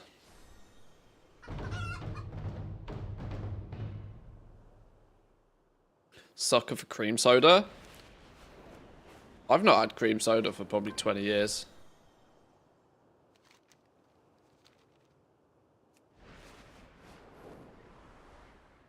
I remember it was always very much considered like a treat as a kid. My mum was absolutely Delulu crazy. And she was, well, she wasn't a health freak herself, but she was a health freak in regards to my diet as a child. Meaning I had no fizzy drinks or sweets or candy or nothing as a kid. I was raised vegetarian until I was about the age of 8 and I discovered pepperoni pizza and then I never looked back again. Once I had some element of independence, I was like, give me that meat. But yeah, it meant things like sugary pops and stuff were very much a... See you later. Be careful. A treat. Feel free to browse. No. Be careful.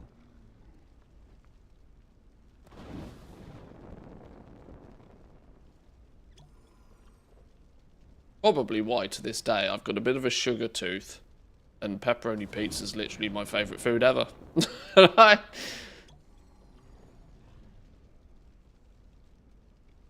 My mum's overzealous effort to make sure I was healthy as a kid has backfired big time.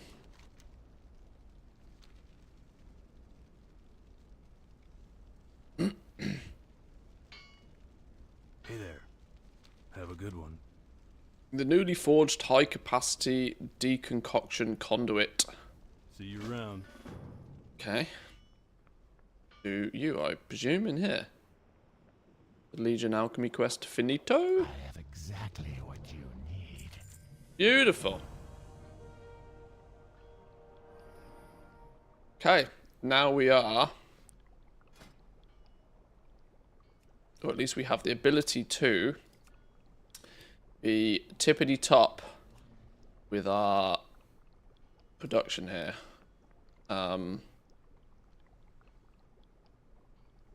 Do you now allow me to buy some more stuff, recipe-wise? Let's double check. Already known, already known.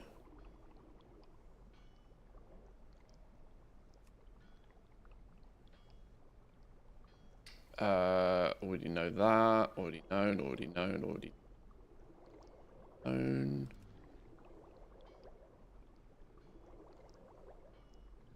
Oh, we need to be Legion Alchemy 100 and buy the recipe anyway. Have a good one. Okay. Right then. This means we need to craft a fuckload of flasks, more than likely.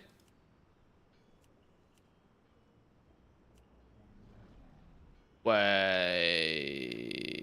Why do we not have Flask of the 7th Demon at rank 2? Wait. What's this? Cauldron. Wait. How's that a thing? I literally did that yesterday. How do we not have that?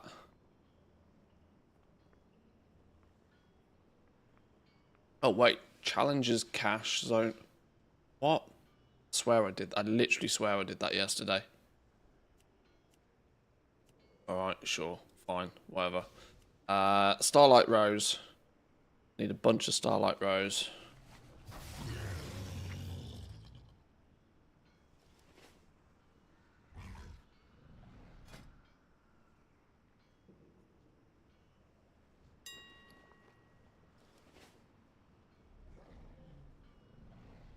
$12 gold a piece? Fucking hell, people saw me coming.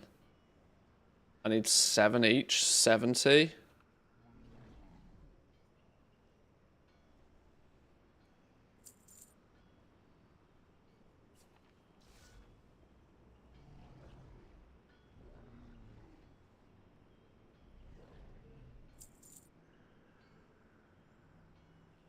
Whoa, well, hello.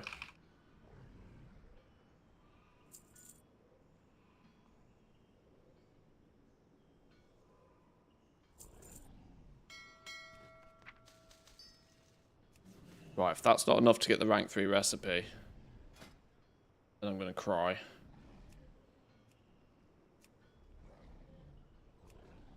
Oh, that's Draenor. Legion. Right. We got room for 100 crafts. Give me the rank 3. Go.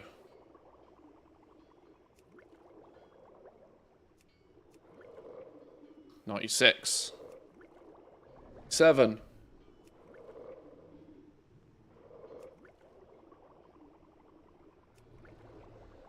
RNG Discovery, yeah, 98.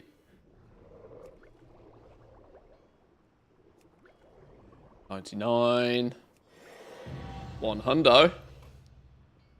Curiosity. Cauldron doesn't give me any skill ups. How do we get Cauldron rank 2?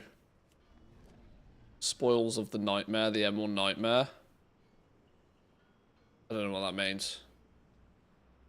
Alright, we're just going to keep making these. Go on, give me rank 3 recipe. Or 5 points, either or.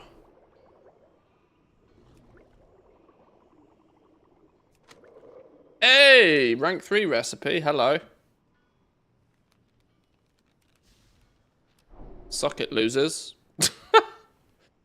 Now it gives guaranteed skill points. Yeah, boy. What do you mean spell not learn? I've just learnt it, stupid game. There we go.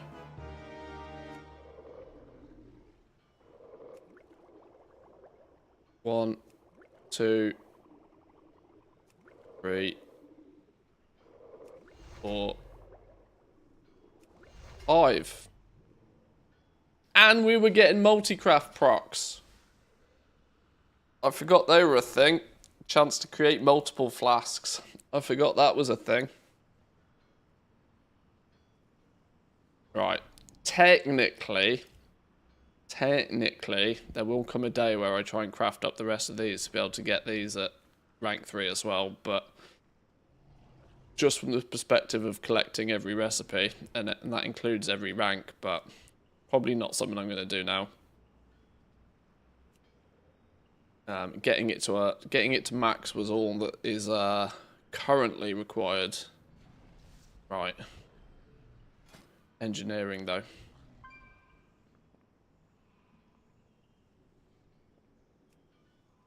Legion engineering. We were doing the questing for Legion engineering once upon a time as well. Apparently we needed to finish this to be able to get further. My question is why? Why can we not just start crafting up a bunch of shit?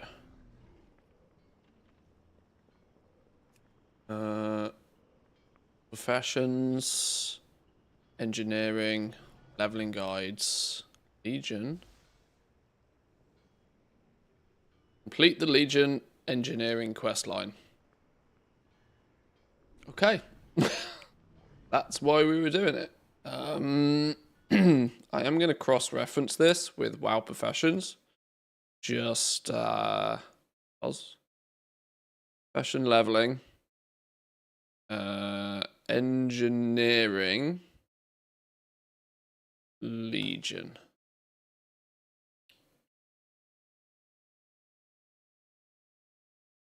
Most recipes are unlocked by doing the quests. These quests are given by one of the NPCs around the trainer. There's 29 engineering quests in total. They're pretty straightforward, so I will not write down the details of every quest. Some of the quests lead you into dungeons, but you can finish every one easily in a few hours, even if you start them at 50. Otherwise, you'll have to wait, because later quests have level requirements. You do not have every engineering quest to reach 100. But you must complete all charged up around the 10th quest in the quest line. Most recipes have 3 ranks. Higher ranks allow you to craft the item with fewer materials. The higher rank recipe gives you skill points for longer, therefore you should only use rank 3 recipes when you can. Rank 3 recipes come from different places, blah blah blah. You basically have to make the following recipe 140 times.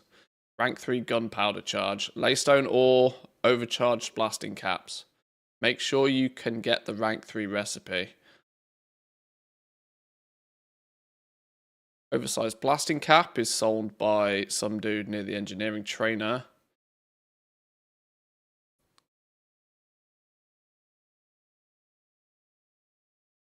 Okay, rank 3 gunpowder charge.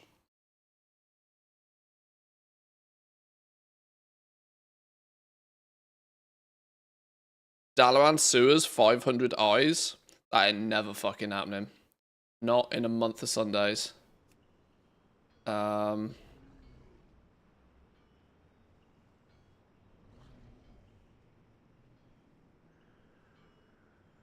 Gunpowder charge rank 3. Next rank, Dalaran sewers, 250. Yeah, that's not happening. Literally never happening.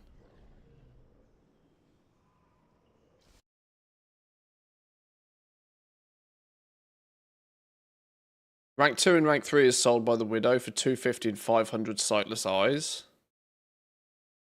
Dalaran sewers. You get 750 sightless eyes in about 30 minutes. Or even less. Visit my sightless eye farming guide if you don't know how to get them. Okay, intrigued.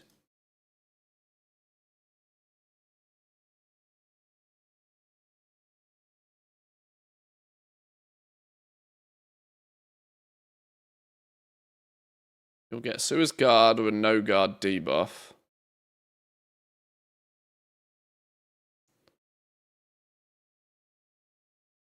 The NPC called Rethan is the one controlling the guards. You can bribe him to call off the guards, call them back for 50 sightless eyes. Calling on and off the guards has a 5-minute cooldown.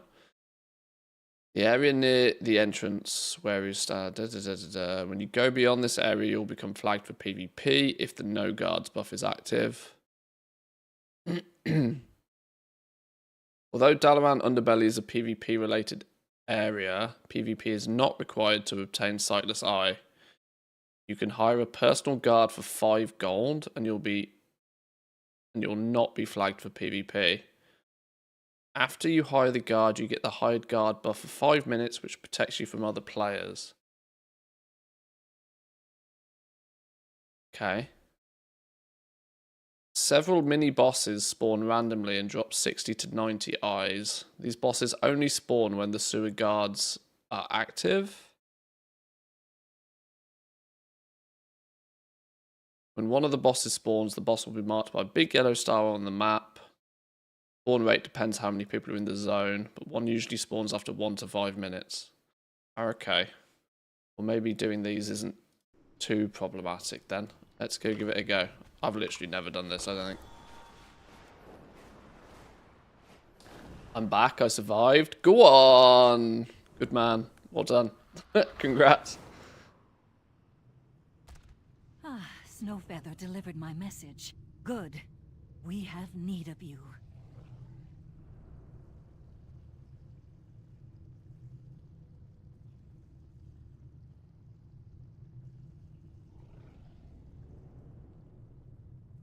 Do you think one could obtain all of the reputation and the 8.4 million bronze just playing one tune in Legion Remix? Yeah, there's no real requirement to play an alt at all. And in fact, playing an alt is another one of those things that you should really only do if you absolutely want to do. Because the more time you can spend on a fully maxed out geared character, the quicker and easier you're going to farm up that bronze. Ultimate level bronze farming is likely to involve doing Mythic Plus at the highest level you can possibly achieve. Outside of your standardized once a day activities like killing the raid.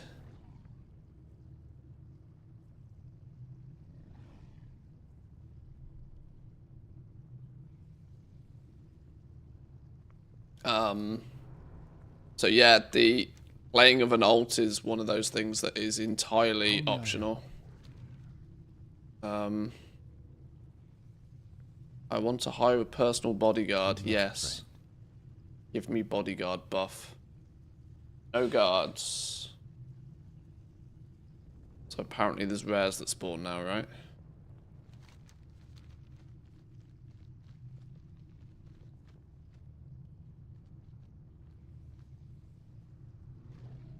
I guess they turn up on the minimap, right?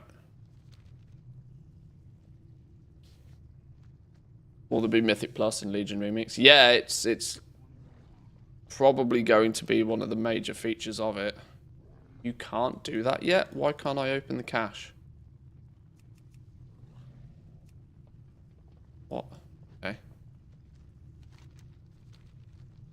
Yeah, because Mythic Plus was added in Legion, they have allowed Mythic Plus to be done. Crap, there goes my spare time. It's going to be an interesting one because it has deterministic gear. So you're going to find a lot of people are going to want to do Mythic Plus. But because of the nuclear approach to Remix, all and any sort of like standardized meta probably just goes out the window. All mobs should drop summon.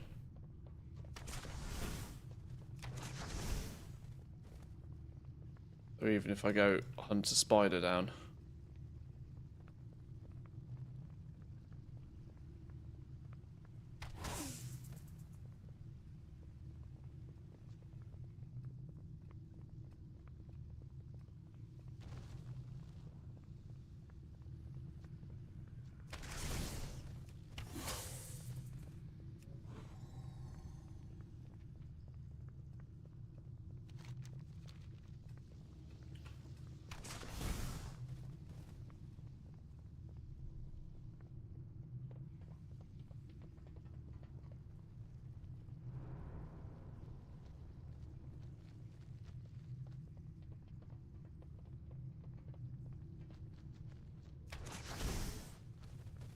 See a rat, kill a rat.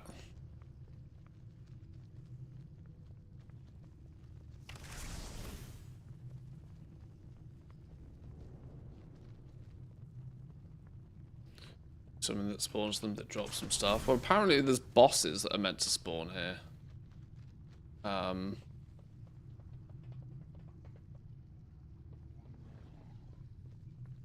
That I'd assume spawn on the map.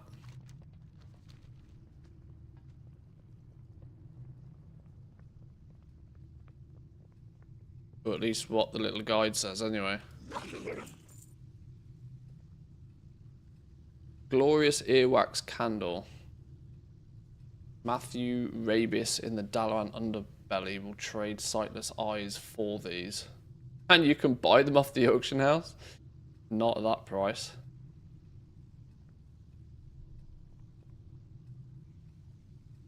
Oh, there might be quite many. Summon a large number of imps to the underbelly. Imp binding contract.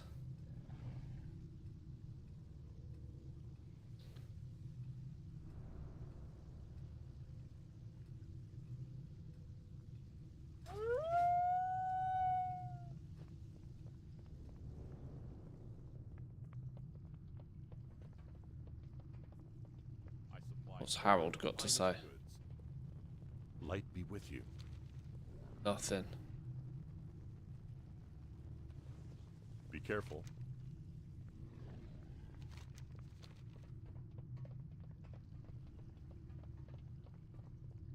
I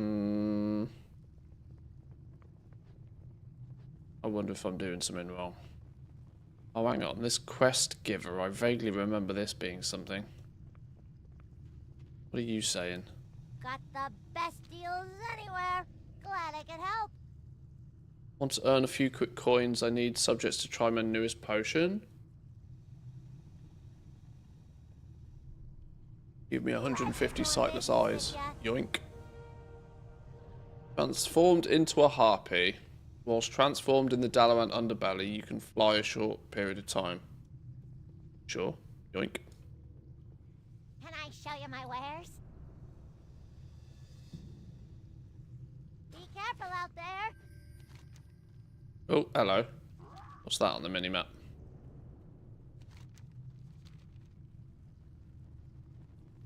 Underbelly Horde.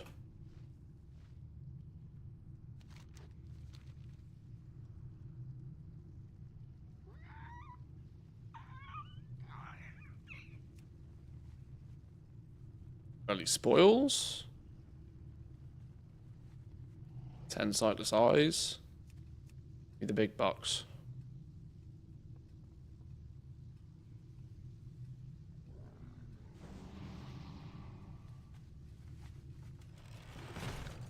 Hey, 100 sightless eyes.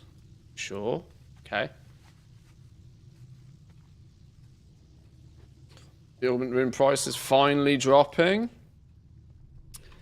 It's yeah, it's weird. It doesn't the market doesn't really seem to have been that affected by the fact that people can buy a permanent one.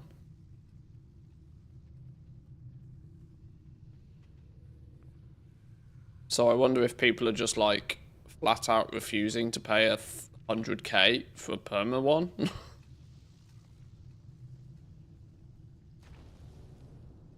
Or whether people are still actually grinding Renown 18 because the new zone is deathly boring, which is also another possibility. Meaning that people are just using the old ones all the same. When he realizes his guard is gone now. Oh yeah.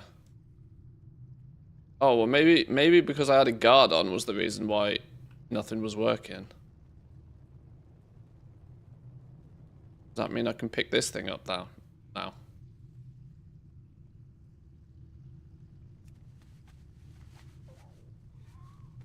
Yeah, now it allows me to... Maybe I can't farm them with... I don't know. Let's see, there was 40 in that box there.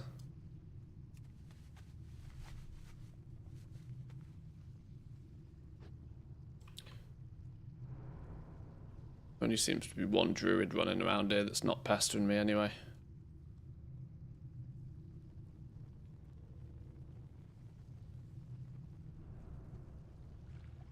I mean, that's famous last words when I get a rogue up my ass, but you know what I mean. My sub's up in 21 days. I hope I have the self-control to finally say goodbye.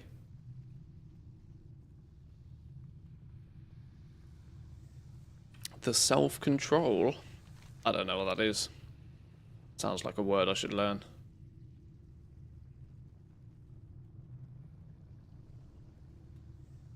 How many of the... Where's sightless eyes? Probably legacy, right, these days. Sightless eyes, 320. What did it say I needed? 750? Buy the 2 recipes.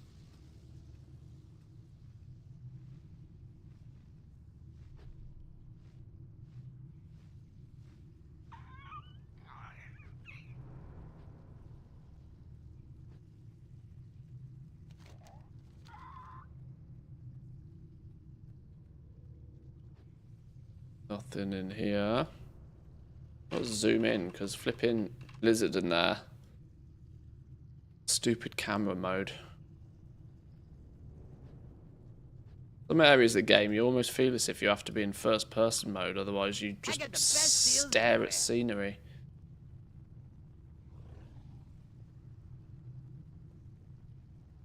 Here's a question.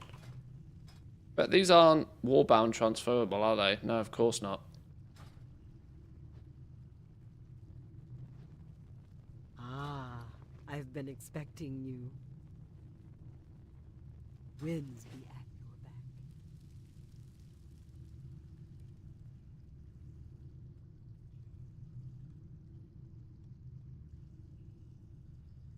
I'm trying try and turn off every single add-on I absolutely don't need and see how the game feels. That and that the single button build might keep me around.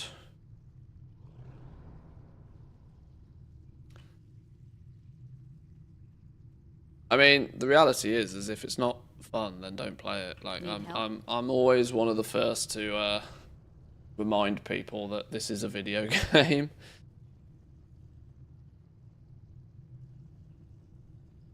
It's kind of why I push back so hard on players that like look for advice on how to make gold, and then when quizzed on why do you want to make gold in the game, their answer is something along the lines of I want to play the game for free. I'm like, you're not going to make it, my friend. You'll end up spending so much time making the gold that you'll have no time left to play the game for free. And then a month later, you'll be gone. My goods are of the highest quality. Till next we meet, what brings you here? Because if you're not having fun doing it, you won't do it for very long. Okay, a chest spawned, and I claimed the chest, and now it's all gone. Now I can't find anything or anybody, certainly not any bosses spawning. So we have magically got some sightless eyes, but I don't really know what I did to get them. 150 of them from a quest though, to be fair. Rares spawn every couple of minutes. I mean, I've been here a while, it feels, and I've seen nothing. It's a good idea to burn all of the artisan security on rank 3 mats. I don't see a point to save them. Probably. There's not really much use for artisans anything, really.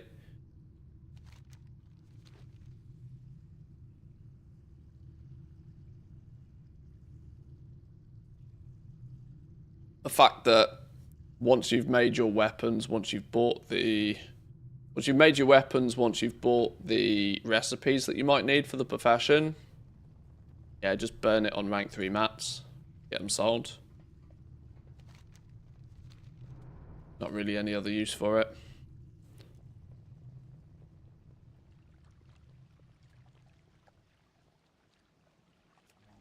A fish.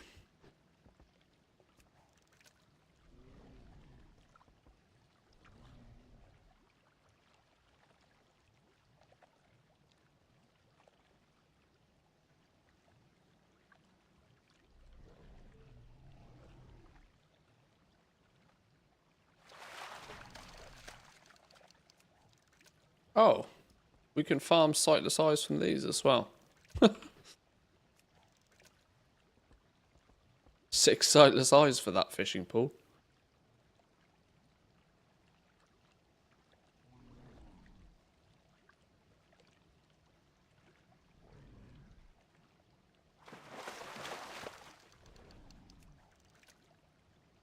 Nine. Well, this will get us there slowly, but it will get us there.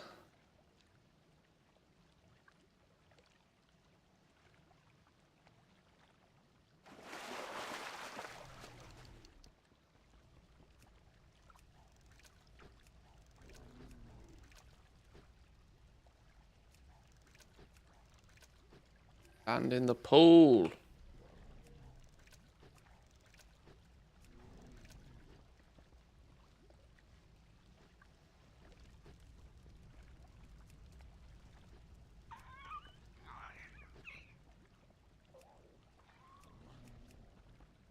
Okay.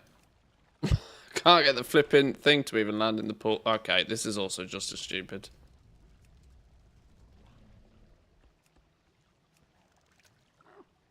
See if it's fine just to be near it.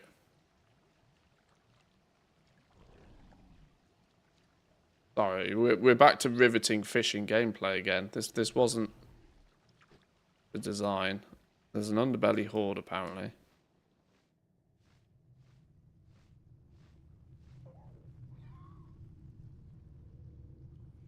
Oh, what? Where'd it go? Oh no, it's back again.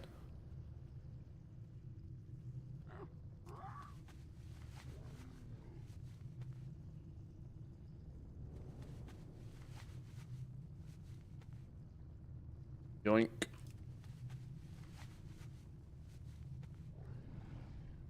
Yoink. Oh, you've got to go for the big one, right?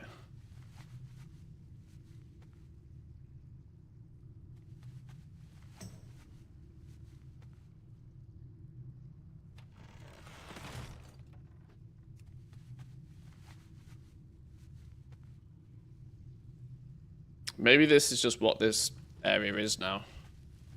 Maybe they don't bother spawning bosses or anything. They're just these boxes that turn up every 5 minutes. And what do we get out of that? We're up to 541. Maybe that's just what this zone is now. Any more boxes anywhere?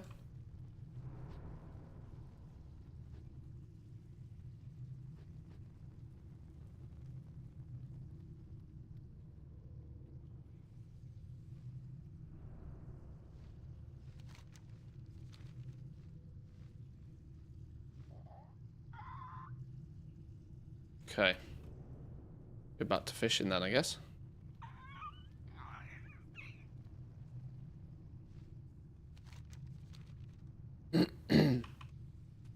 We having a party in here, I dig it. This is like some 2000s Club Classics playlist or something. It's got some bangers on there and some slightly more questionable ones, but...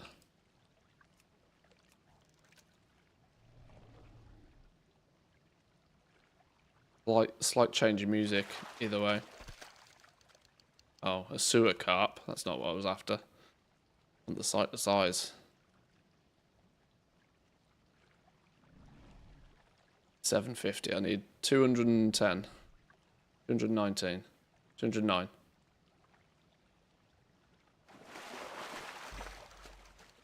Hello? Teleport to Margos's retreat? I don't know what that means. Certainly not pressing it.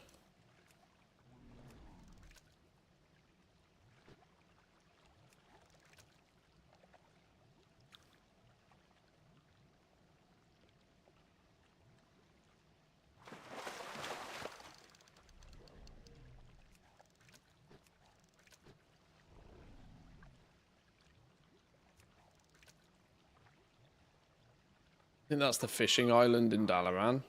Ah, yeah, you're probably right. Yeah.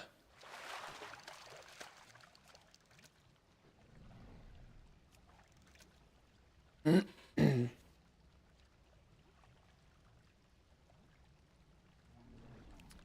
I recognised the songs back in the days when I was clubbing. Seal clubbing? I wouldn't recommend that, mate. Jesus, that's mean.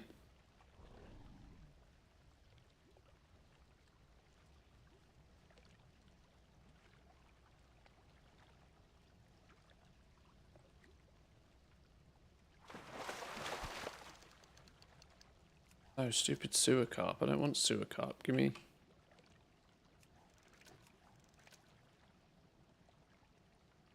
That's probably not in the pool either, is it?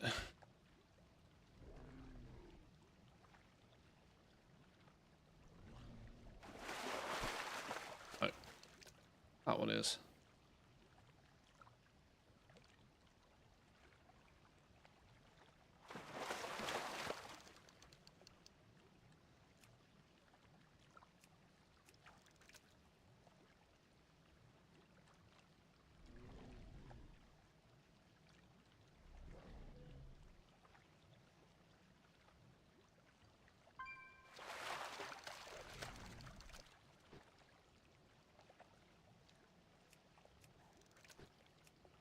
No! There we go.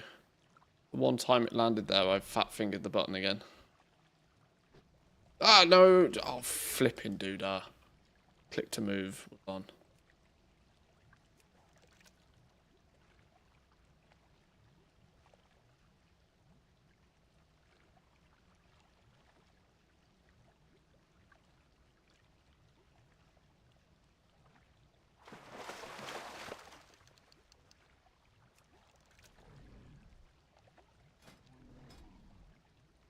$580.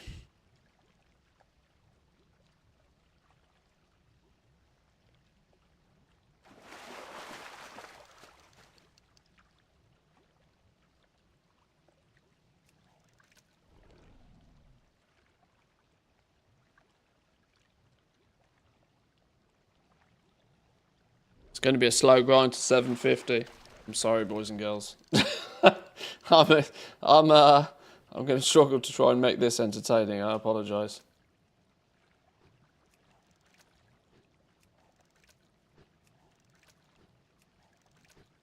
And in the pool.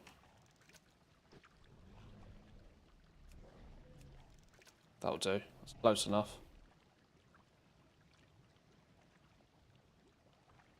We can get one more of the boxes to spawn. It shouldn't be too long. They seem to be about 5 to 10 minutes between them. Oh, pool's dead. Okay. Can we get this one?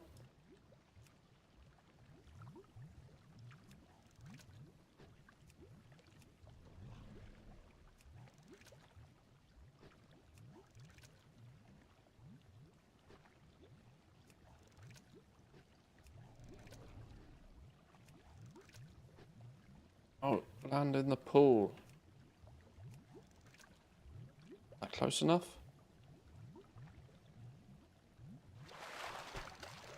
No. That's on the money, surely.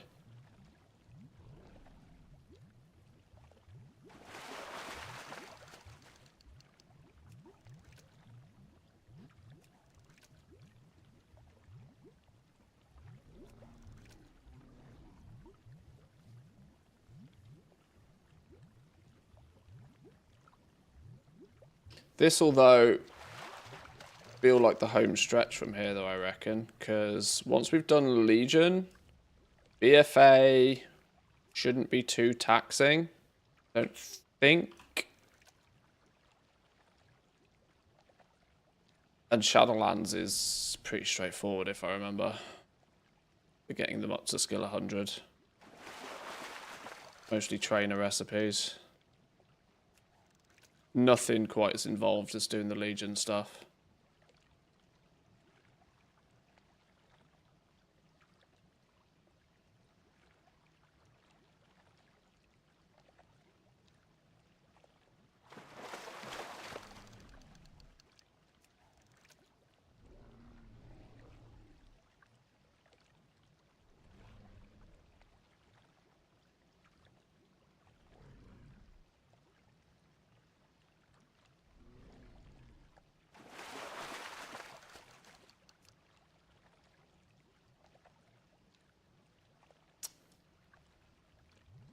This one.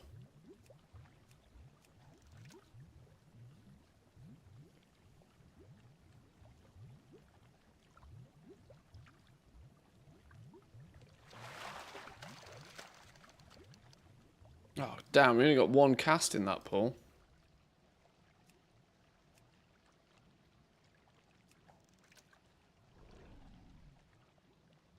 Right, 102 to go. Need that rare to spawn. Done in one go for the rare spawns.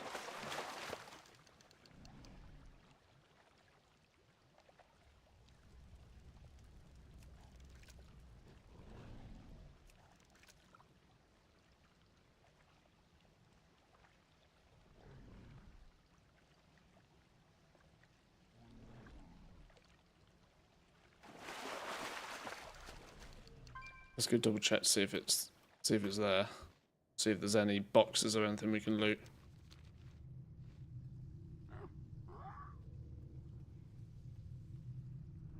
Was this big fire always here? I don't remember this being here a minute ago. Maybe was. That looks like a chest. Yoink. Ah, now you see that one's not shown on the minimap. Oh, maybe we do need to just search for them. Go on, give me 100. Do it.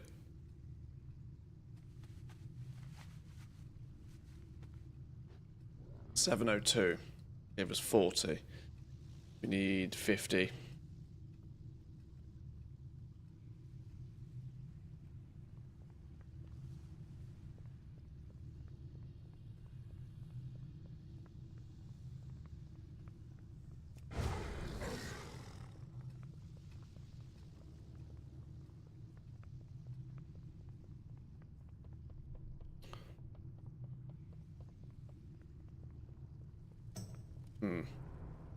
Might be easier fishing still. Get the last ones.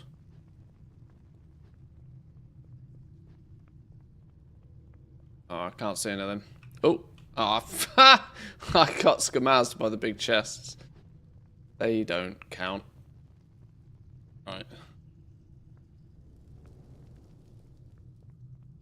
Let's just go do regular fishing. Let's go do the fishing for the last few. Actually, I'll tell you what I don't know. Is where the Christ we buy the recipe from, actually.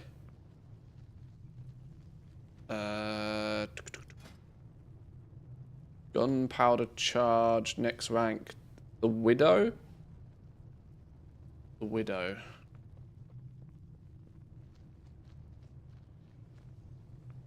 The Widow sounds like a spider.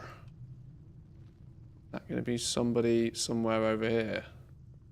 Near where the spider is. Oh, little chest. Yoink. Oh, 10?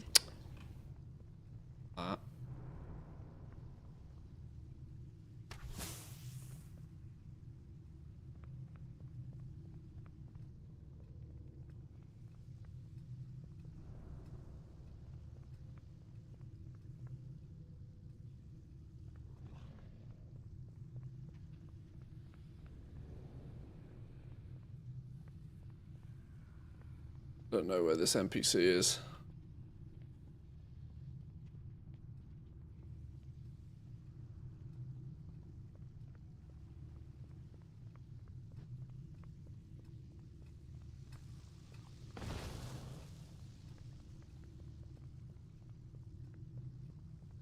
Oh, this could be the last chest. I want to respawn really quick.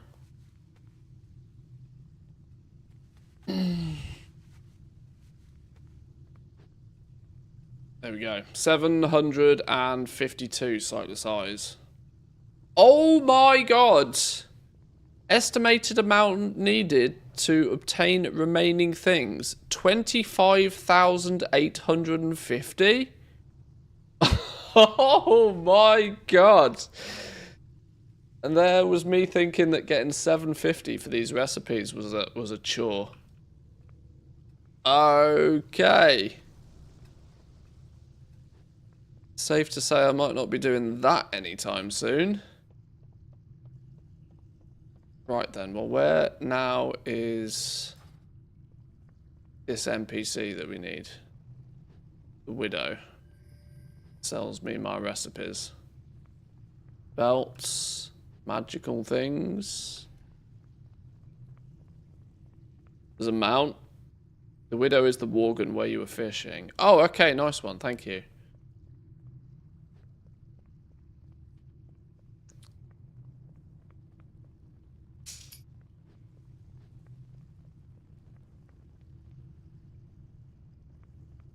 There's also another big chest again. Oh, they've all spawned again. Ah, it'd be crazy of me not to come and quickly yoink them all, wouldn't it?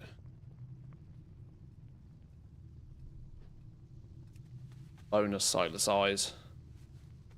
Odds are there's plenty of other recipes I'll need these for, apparently, if that's the case. Yoink.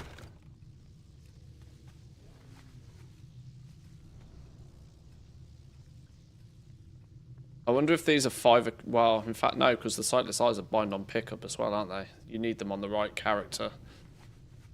My brain instantly went to, can I 5-man multi-box these? Probably not.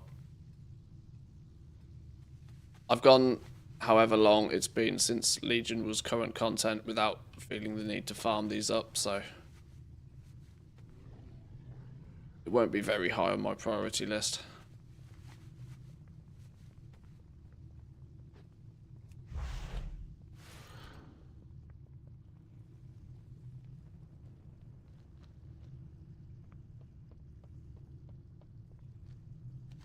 This is why sometimes having all the things open is dangerous. Suckers you into squirrel territory. The Widow, there we go. I have what you seek. Gunpowder charge rank 2. 250. Yoink. We've got to learn that one first. By a common enemy. Open for business. And then gunpowder charge rank 3. Keep your chin up, eh?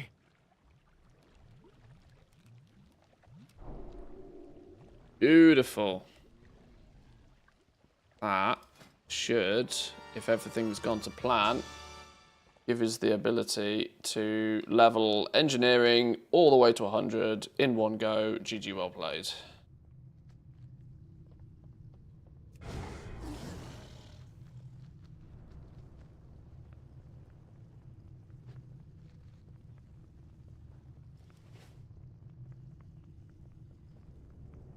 Right, let's piece out of there before we draw too much attention to us. Nice. 140 of these. 140 laystone ore.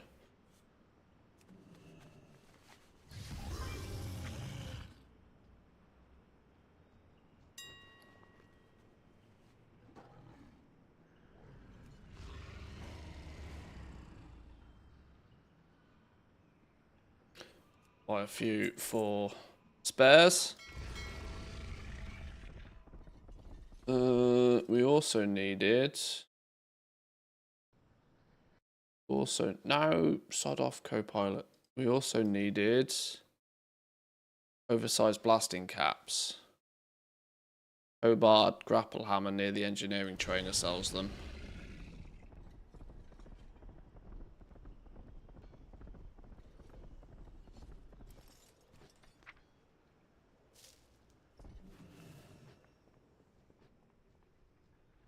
Speak up. How many do we need? Literally just read it. 2,800 of the damn things. Holy sugar plum.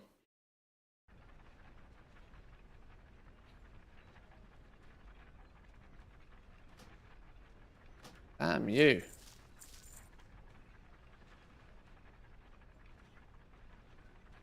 Run along now. Right. 140. Go, go, gadget, go. Go, go, gadget, go.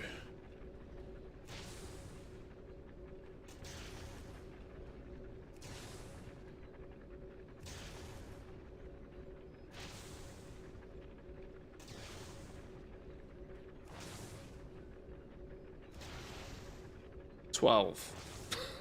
Could be here a while. How do these stack in my bag? Oh my god, they only stack to 20 in my bags. I'm gonna have bag related issues. Hang on. I was not prepared for that situation. Alright, sack them all off.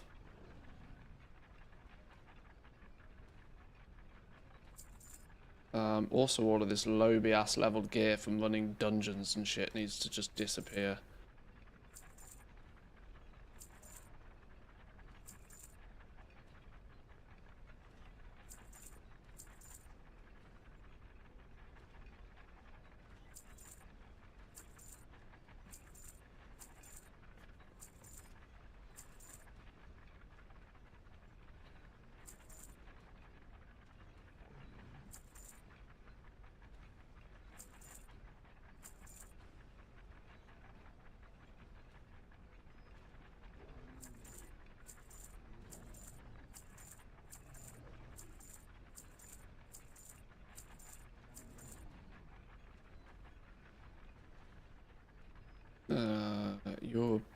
BOE.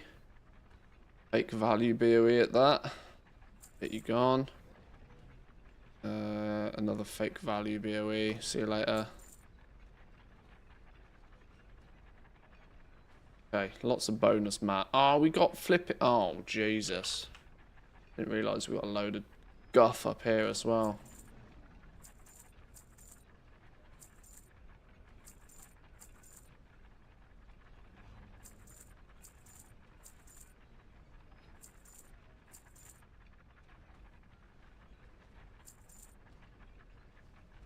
Oh, that'll do.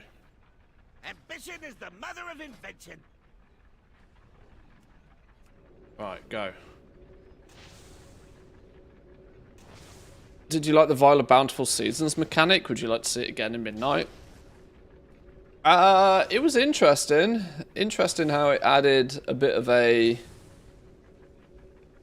a seasonal feel.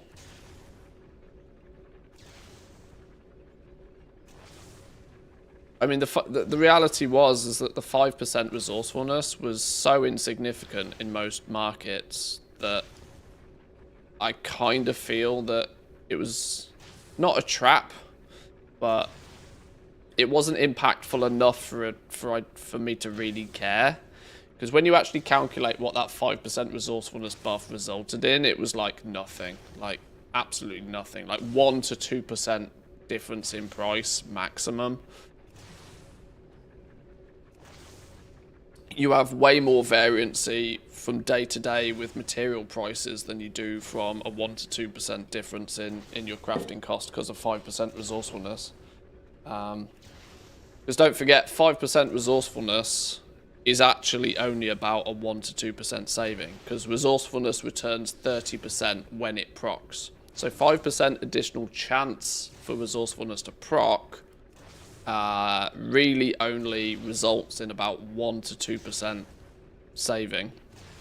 So it was very, very, very insignificant. Very insignificant.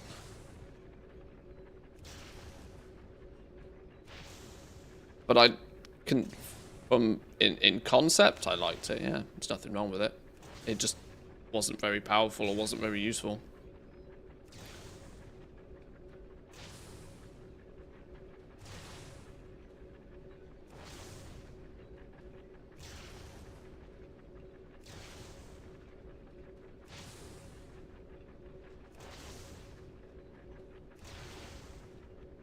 Yeah, I mean, thaumaturgy was probably the area where it would have benefited the most, and that's because you are just processing all the time.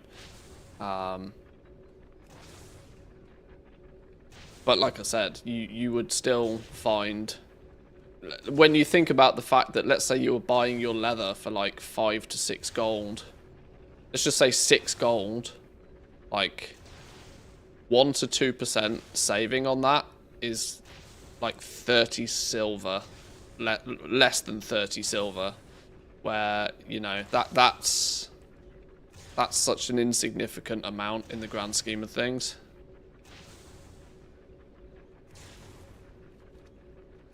Oh, we've stopped getting skill ups. 94, 95. Well, 4 more points, game. 4 more points. 96. 97. 3 to go. 98. To be fair, I've bought the mat, so if I don't... 99. 100. 100 Legion Engineering, finally. Nice. Huge amount of material, huge amount of recipes we don't have, but that's not the goal. The goal here is just to get the levels. Just to get the levels. Right, that means, minus cleaning out some inventory, Do you have a question? we are ready for some BFA action now. Back to the drawing board. Ready for some BFA action. Beautiful.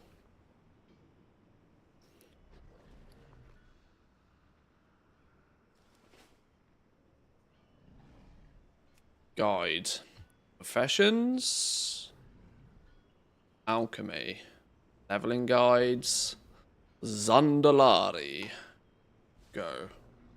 Let's also, while we're here, load up the engineering Zandalari guide. There might be some crossover. Right, let's go, gadget, go.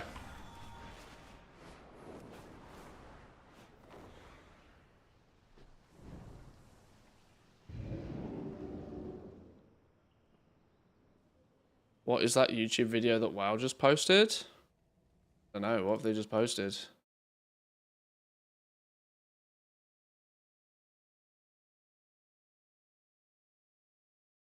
I Am My Scars 1 hour version.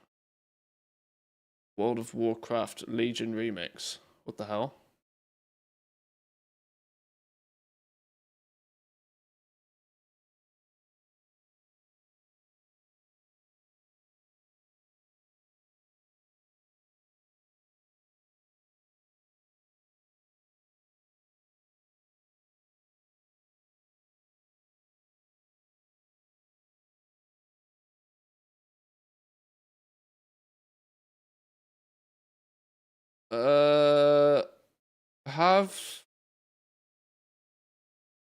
Has who whoever has taken over control of World of Warcraft's social media is literally living a decade ago.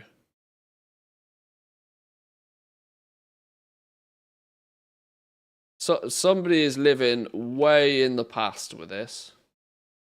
Way in the past. Now I'm gonna spare you the sound of this.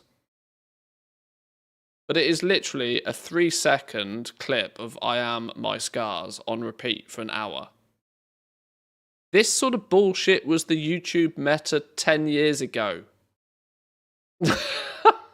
Flipping hell. Christ on a bicycle. Is there going to be some sort of Easter egg in it somewhere where it is like ever so slightly different or something? Probably not. Okay. Good job, YouTube. Hire your social media team because they are living in the past. Damn. Interesting.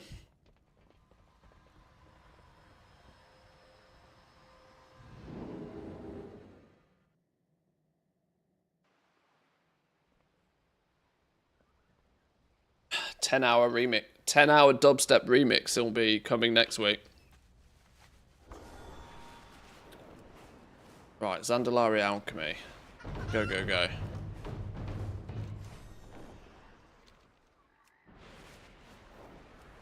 BFA Alchemy? Engineering going to be too problematic, do we think?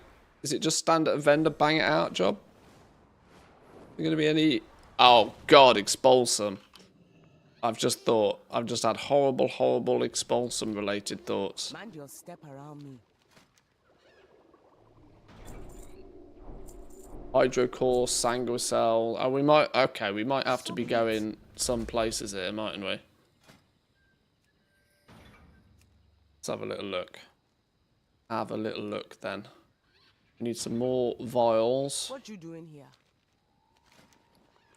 101 vials. Some of you. Be watching. Some Siren's pollen.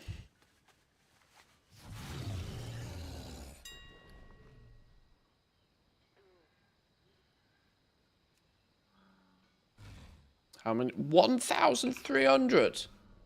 Jesus, that's like literally a third of what exists. Okay.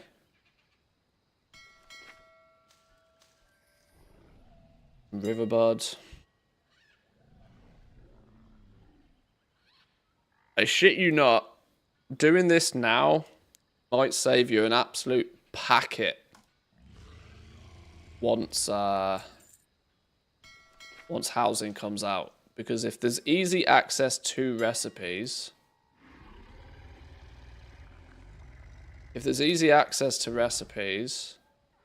and...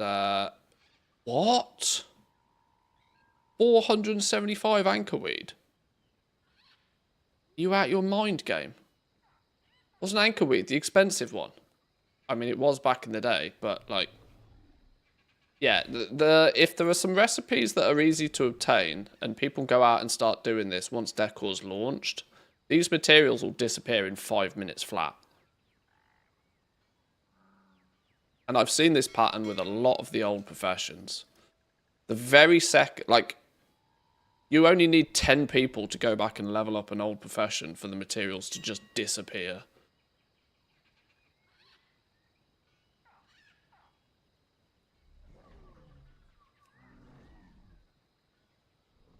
$225.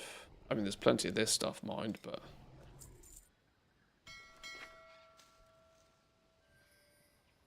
Star. Like I said, at the moment, we don't really know what professions, what expansions. We don't know anything yet. This is all just preparation in case. But ultimately, Blizzard came out and told us to do it, so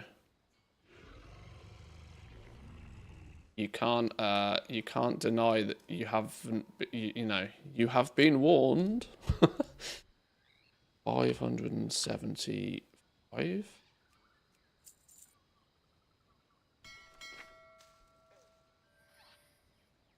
Sea stalk.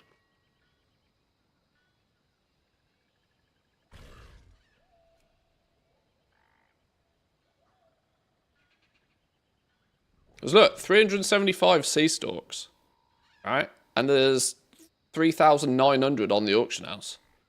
And 400 of that is at stupid price. In essence, meaning less than 10 people need to come and level up BFA alchemy, and the materials are gone. Assuming that they follow a Zygor guide, which is probably not that different to WoW profession guides. It's like crazy lack of stuff.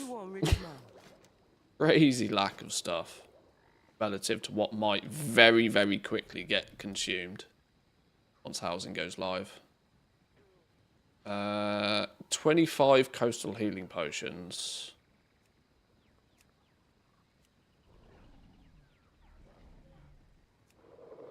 Oh, I've just realised I probably don't need to make quite so many, do I? Because I'm goblin, so I get some savings here, but I'm sure people have lots of mats stacked up in their guild bank. I know I have. True. True. There will definitely be stuff out there for sure, but there will absolutely be shenanigans at play. To be fair, though, we'll know that, like, we'll see what's going to happen way before it does kind of happen, though, because we'll understand what recipes are needed and what materials are needed and stuff. We'll get all of this information, possibly even as early as later this week, because if it's exposed to us in the alpha, we'll be able to find it out very quickly. Potion of concealment. Make these until we get rank 40.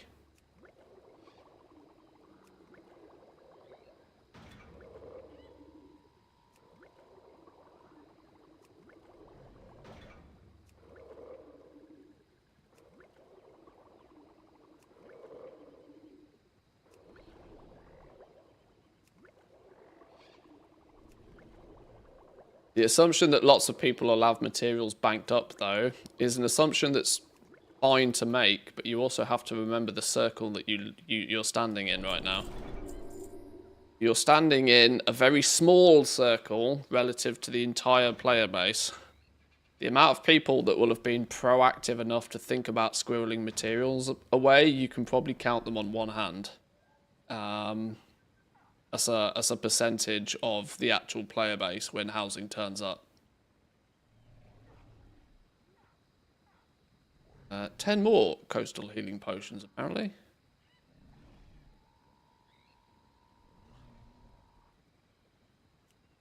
Where I just made a bunch of these. Oh, because now we've learnt rank 2 of it, I see. That makes sense. I remember.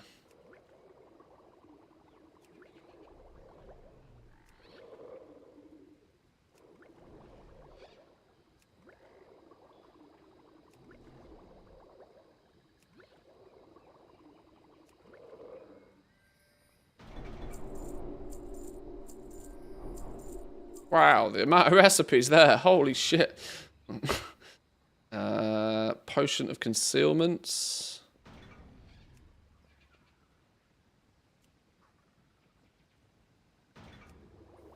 Do those until 60.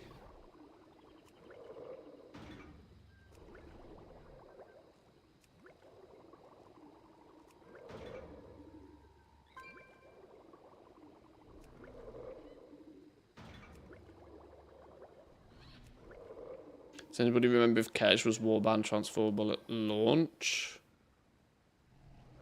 I don't think it was on launch, but I think that was more considered a bug that got hotfixed and changed very quickly.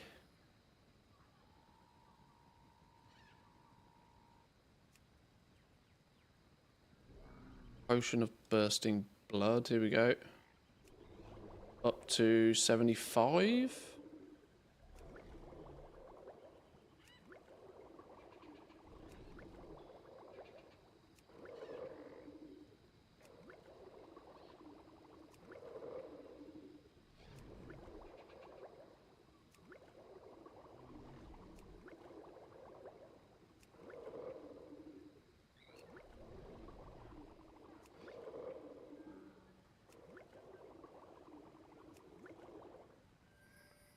I think Zanzibar alone could provide the mats to the entire EU. He made a video about how much he's stacked up.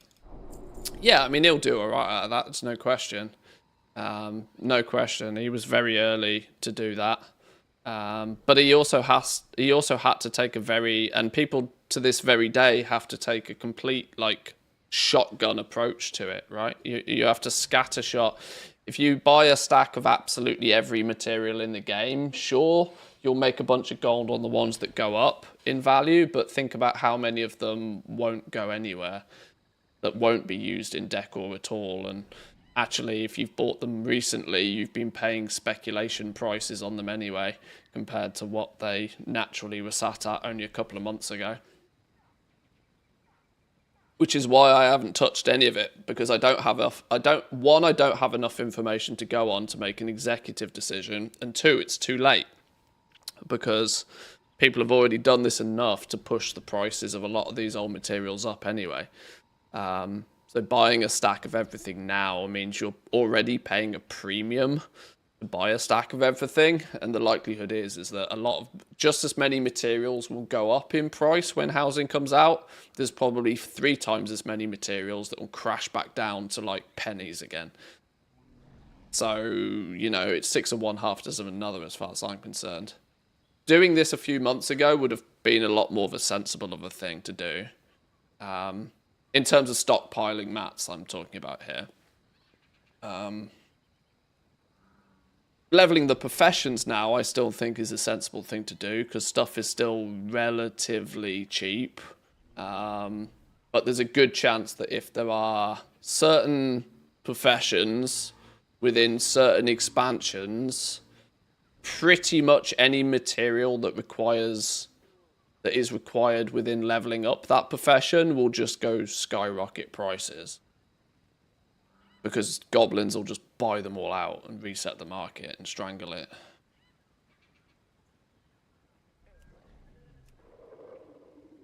Alright, we need to get to 90 with these.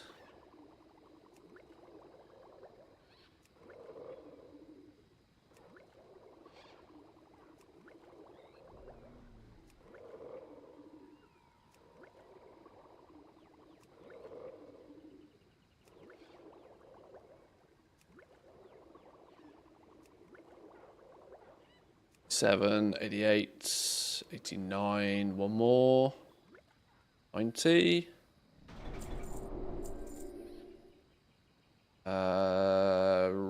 Flask of the Vast Horizons. Oh, this is where a lot of our anchorweed was going. Do this to 105.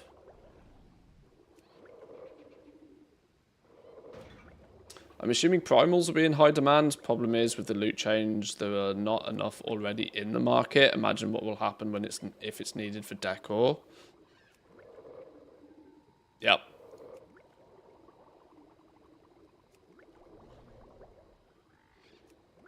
My understanding of price of things like primals could be massively out of date here, but what, like Primal Fire still 500 gold a piece? Are we talking? Is that the kind of ballpark numbers we're talking about for them right now?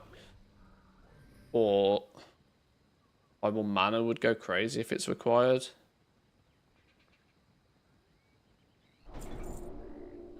I'm only guesstimating to what I suspect the prices of those are.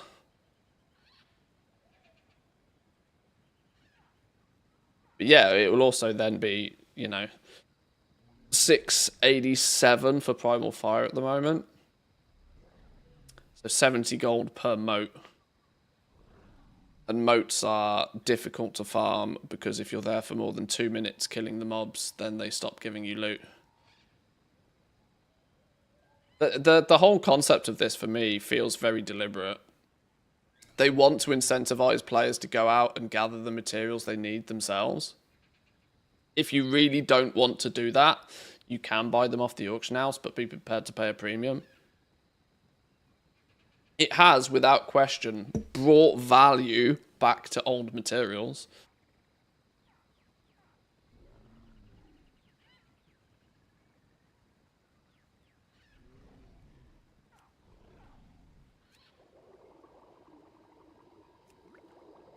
And I use inverted quotes there because it's only brought value by strangling the supply of them.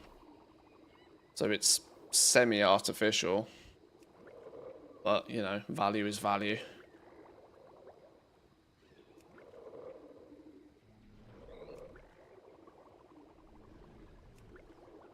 One more. Okay, this has been pretty smooth so far. I sense it's about to get horrible, though. Flask of Undertow. Oh, we craft these all the way up to 45. Okay. Excuse me. Okay, not too bad so far.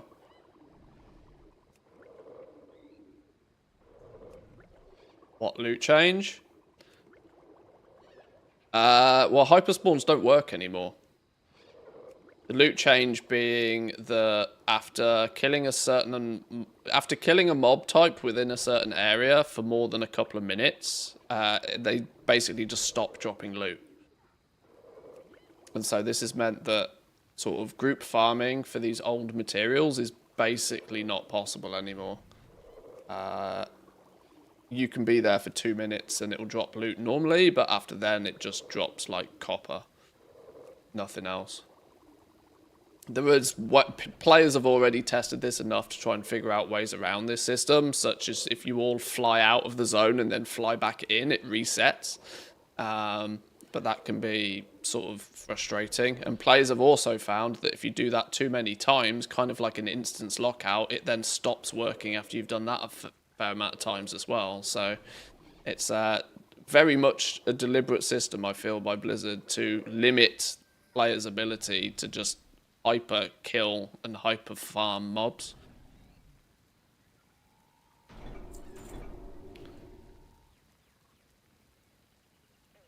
Since when was this changed? 11.1, I think. Been a while now. Team Student was pro bug with this for a long time. Understandably, because it, you know, directly affects, you know, people who utilize these farms as a way to make a bunch of gold, whether it be farming transmog or whether it be farming old materials to then sell on the auction house. Whatever the method, the concept was find a hyperspawn, utilize it and kill mobs there for a duration of time, an hour, 2, then take all of those materials and sell them. Rinse and repeat on whichever farm was lucrative at the time. But it seems quite a deliberate change to limit people's ability to do that. Because I look at it from 2 perspectives. I look at it, one, Blizzard have had a historic problem with bots abusing these hyperspawns. And instead of actually selling stuff on the auction house, because after a while they flood the auction house, just straight vendoring everything. Bots were also utilizing Chromie time to jack up the item level of everything, meaning that the vendor value of all of those items skyrocketed as well. So bots were able to farm in Chromie time outside of the view of pretty much anybody, because Chromie time has a separate instance, a separate layer to a lot of other layers of a zone. So they were basically invisible to the player base, meaning they could do it a lot more frequently for a lot longer without getting the reports, without getting banned, and so on and so on. Whilst also vendoring just everything and printing tens of thousands of gold an hour in just raw gold. The people getting caught in the crossfire here are the legitimate players who would often go to an old farm and farm it for an hour legitimately and then sell the stuff. They're kind of like shit out of luck now. But it also might work in Blizzard's favor again, because it will incentivize players to go out and kill a few mobs to get the 1 or 2 motes that they might need to craft the decor item that they want. Instead of just buying it off the auction house. So, we'll see. I said from day one it wasn't a bug, it was too well coded, with the whole epic still dropping, but nothing else does. Yeah, I mean, I never for 1 minute believed it was a bug. It was far too calculated. Far too calculated. For it to feel like a bug. Complete the quest Away Home. Use the Najatar leveling guide to complete this. Oh, we've got to go do Najatar stuff. Maybe we do engineering up until the point where we need Najatar as well. That way, once we unlock Najatar, we can do both of them in one go. The engineering trainer literally here, yeah. Yeah, what do you want? Does that affect open world mount drops? No. No. It literally only affects items that could just drop frequently. So epics will still drop, because the logic behind that is that an epic item is worth what it's worth based upon its rarity. So an epic item, when an epic item drops, it drops so infrequently that it's worth a lot because of its very, very low drop chance, meaning it will still be worth something on the auction house. And a lot of like old farms, they're like world drops more than anything else. So epics and things will still drop at their normal, understanded rates. But your basic materials, your greens, green BOEs, for example, all of that, if you kill mobs for too long, they just stop dropping. It's almost like there's a kill counter or a timer or something. We don't know exactly what it is, but there's something behind the scenes that's tracking the amount of kills that you're doing on certain mobs. And once you cross a threshold, it just switches off the loot table. Or they've separated loot tables. Blizzard has set, like, one mob can have multiple different layers of loot tables. And so it's probably like, this is the generic loot table that gets turned off when you've killed that mob more than X amount of times in a certain period of time. But then the secondary loot table, which might have like all of the world drops and other stuff on it as well, is still accessible. Yeah, it was far too carefully coded by the looks of things to have ever been a bug. The only thing it could have been that would have pushed it close into like bug territory was if Blizzard was testing something and they rolled it out for a period of time to sort of gather data on it before turning it off again. But that still isn't really a bug. It just presents itself as a bug to players, but it would have still been a deliberate thing. It would have felt odd. It would have felt odd to players. But the reality is that I'm pretty sure, and also the reason why I don't think Blizzard have said anything publicly about it is because they want as little information, official information about it out there as possible. because it's predominantly a bot prevention system.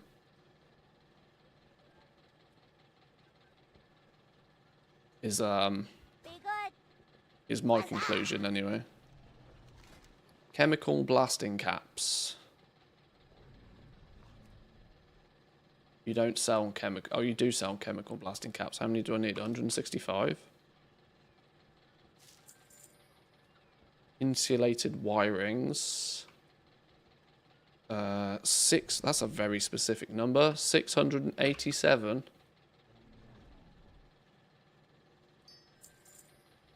Monolite ore. Oh, Christ.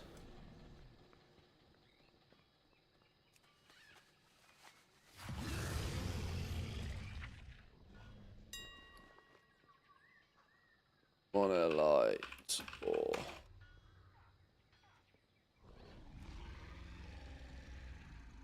$920. Flipping else. Okay. 24 fried. Time is money, friend.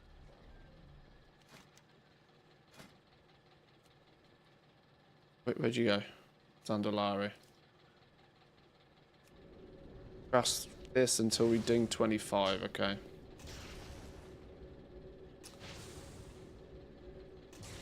Are you saying student is a bot?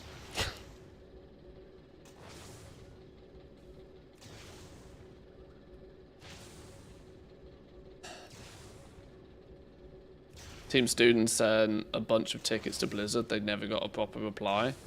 Yeah, they clearly don't. You know, if it's a bot, if it's a security related change, they're not going to talk about it publicly, are they?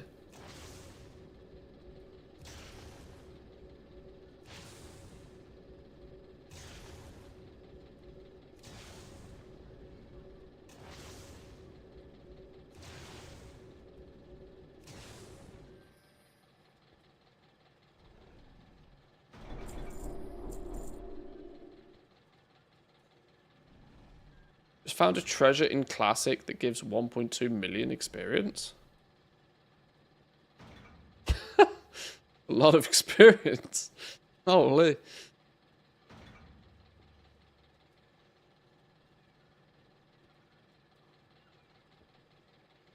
You can just code the bot to kill for 2 minutes, loot, log out, then change team. Sure, it will be less effective, but the global auction house will push the price higher due to fewer offers of the materials. So in the end, gold per hour will be similar, I bet. I mean, yeah, I mean, in the game of cat and mouse on bots, I'm sure the bots will figure something out, but like fundamentally nuking the effectiveness of any hyperspawn in the entire game in one go was probably a deliberate thing that they did.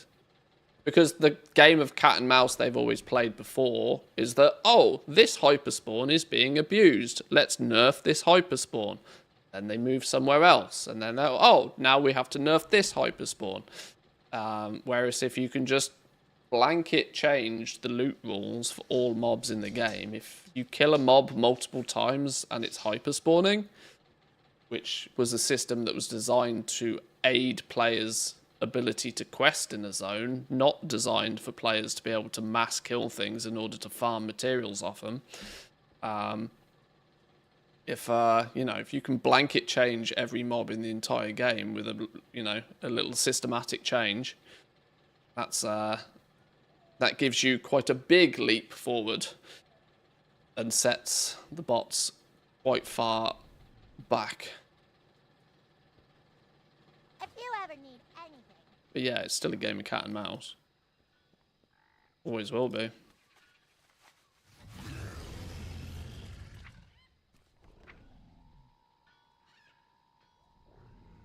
Oh, what am I doing? Brain is literally...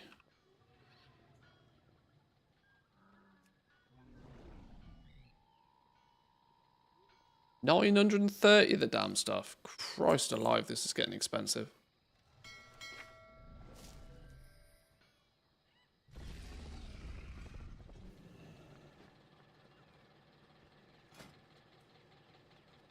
Deployable attire rearranges up until 35.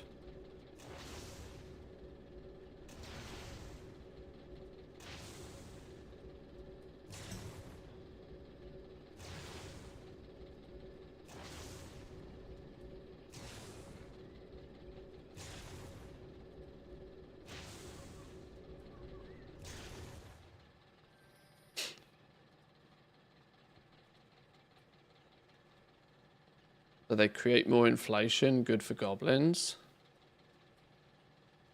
Why would there be more inflation?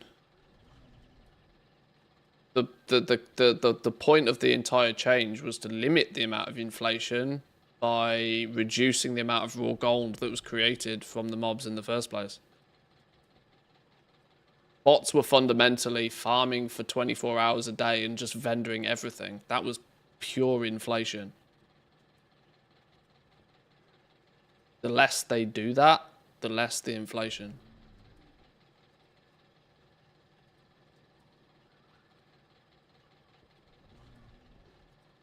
Welcome, friend. Auction house value doesn't cause inflation because it's a player-to-player transaction. Recipe for crow's nest scope. Where's that then? Hey, how you doing? Green.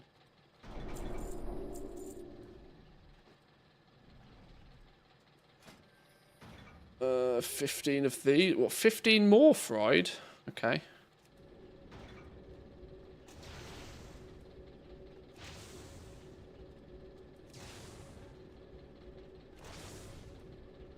Ah, because it's rank 2 now. Still putting it all in the bin, mind, but...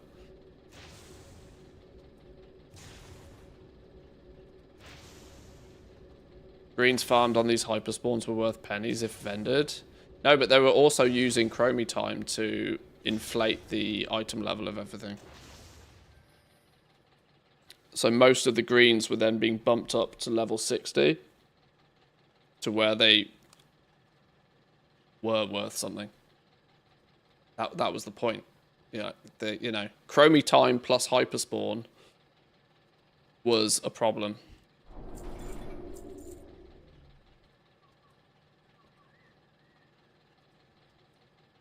This is why all of the farm stuff wasn't making it onto the auction house, because they didn't need to. They could just vendor it all. Putting it on the auction house would just cause a flood. And you could actually see certain... You can see the... I mean, you've probably seen it 10 times over, but you can see the effect of like a flooded market due to bots, like from a mile away with materials. They were probably set to like sell materials all the same, but yeah, all greens and everything were just getting straight vended.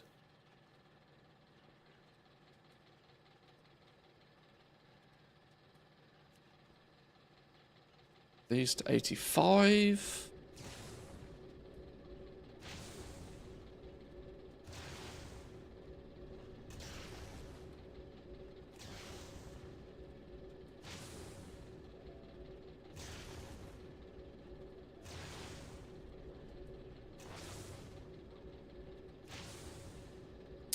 But the TLDR to all of this is that once decor comes out, any decor recipe that has old school materials attached to it will certainly cause a bit of a surge in that market.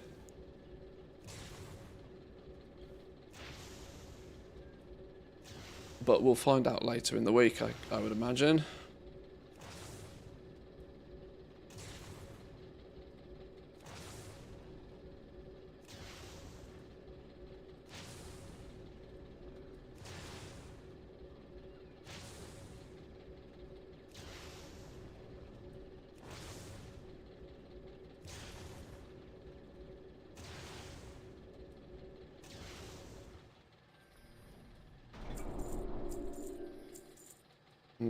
Crow's nest scopes.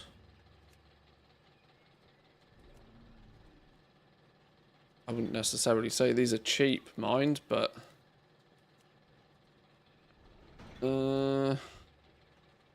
Keeper. 15 of these. Put them in the bin straight away after. Frustratingly.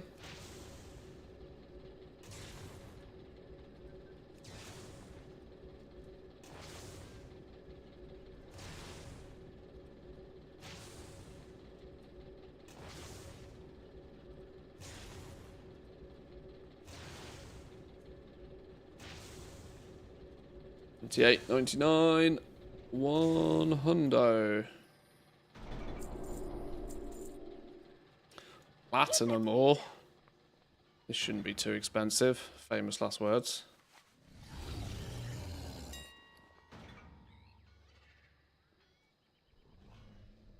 Platinum ore, yeah, that's fine. 270?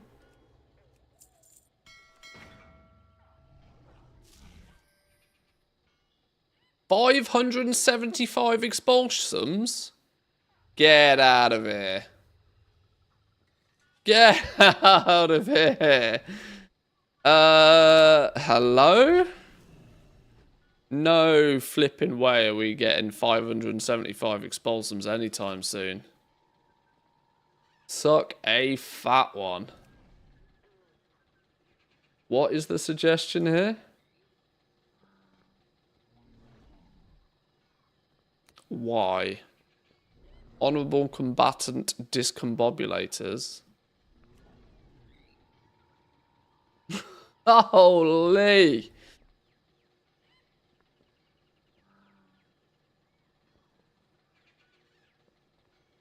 I knew Expulsum would hit me like a flipping freight train. I wasn't expecting it to be that gross. Right, this is where we cross-reference WoW Professions again, because that is outrageous. That is actually outrageous. We are going to do everything in our power to not do that. Legion Engineering, BFA Engineering. I could probably figure this out myself, but if there's a guide already there. 55 expulsums, there we go. You need a lot of expulsum to reach 175.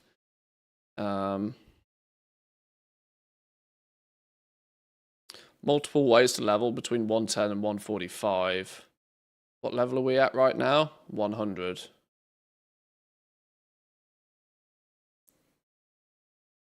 Learn the rank 3 recipe from the trainer before doing these. Magical intrusion dampeners.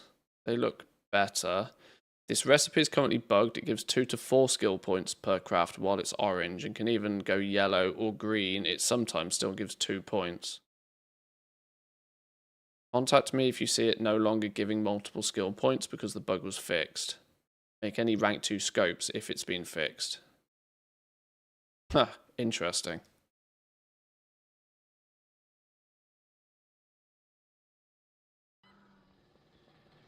Well, spit it out. Be careful out there. Magical intrusion dampener, this one.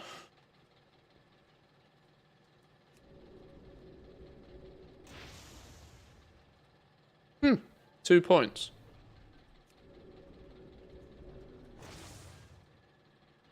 Three points.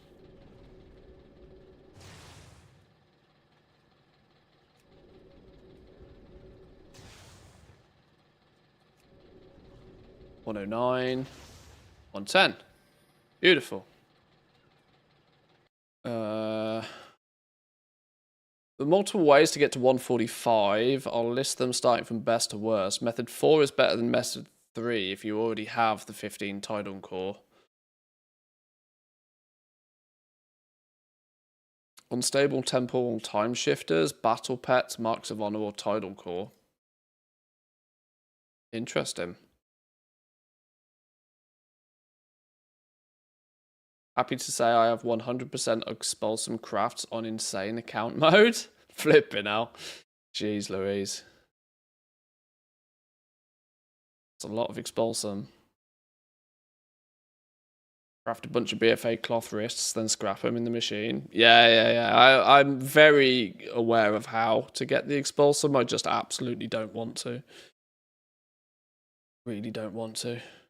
You expect some changes to professions next expansion?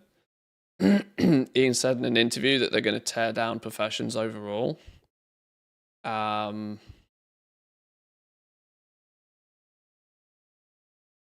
Links.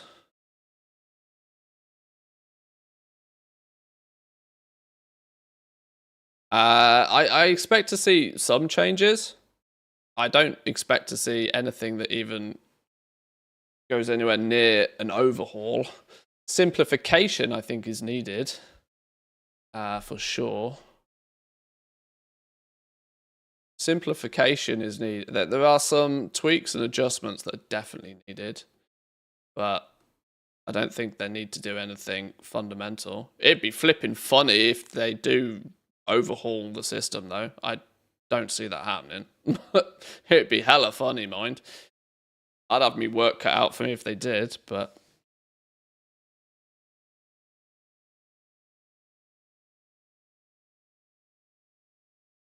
The only thing of any mention...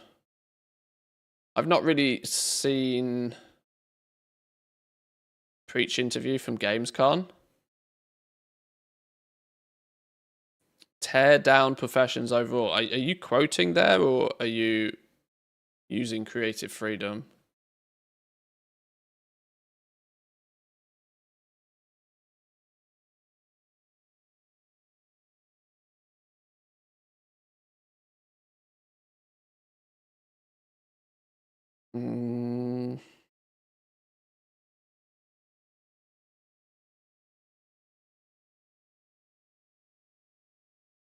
Exact quote near the end of the interview. Is this the video he posted the other day? No.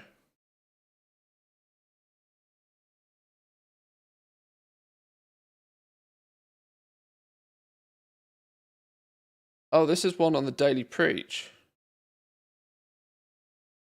Oh, I don't think I've watched this. This is the full interview. I've not seen the full interview.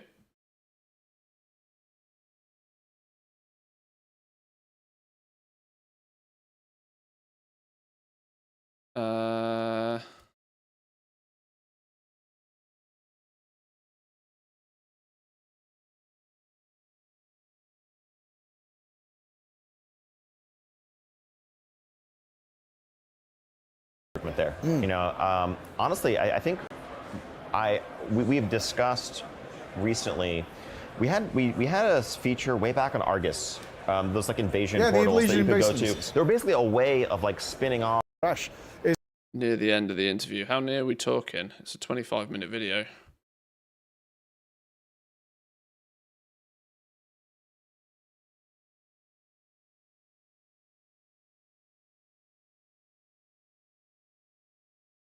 I know for his main channel video, he chopped up the interview a bit.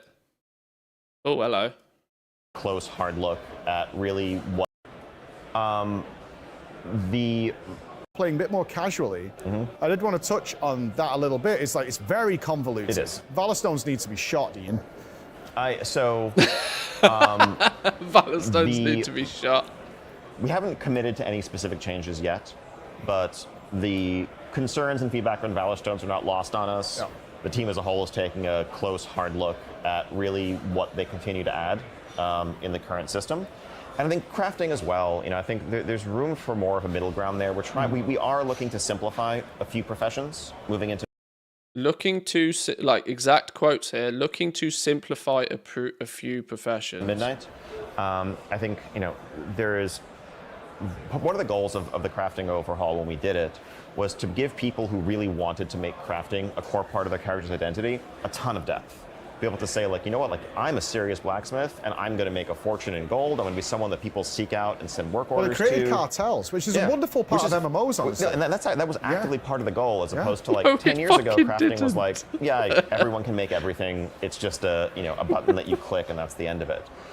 But that level of complexity may be warranted in making a sword or a helm that you're going to use for the next 5 months.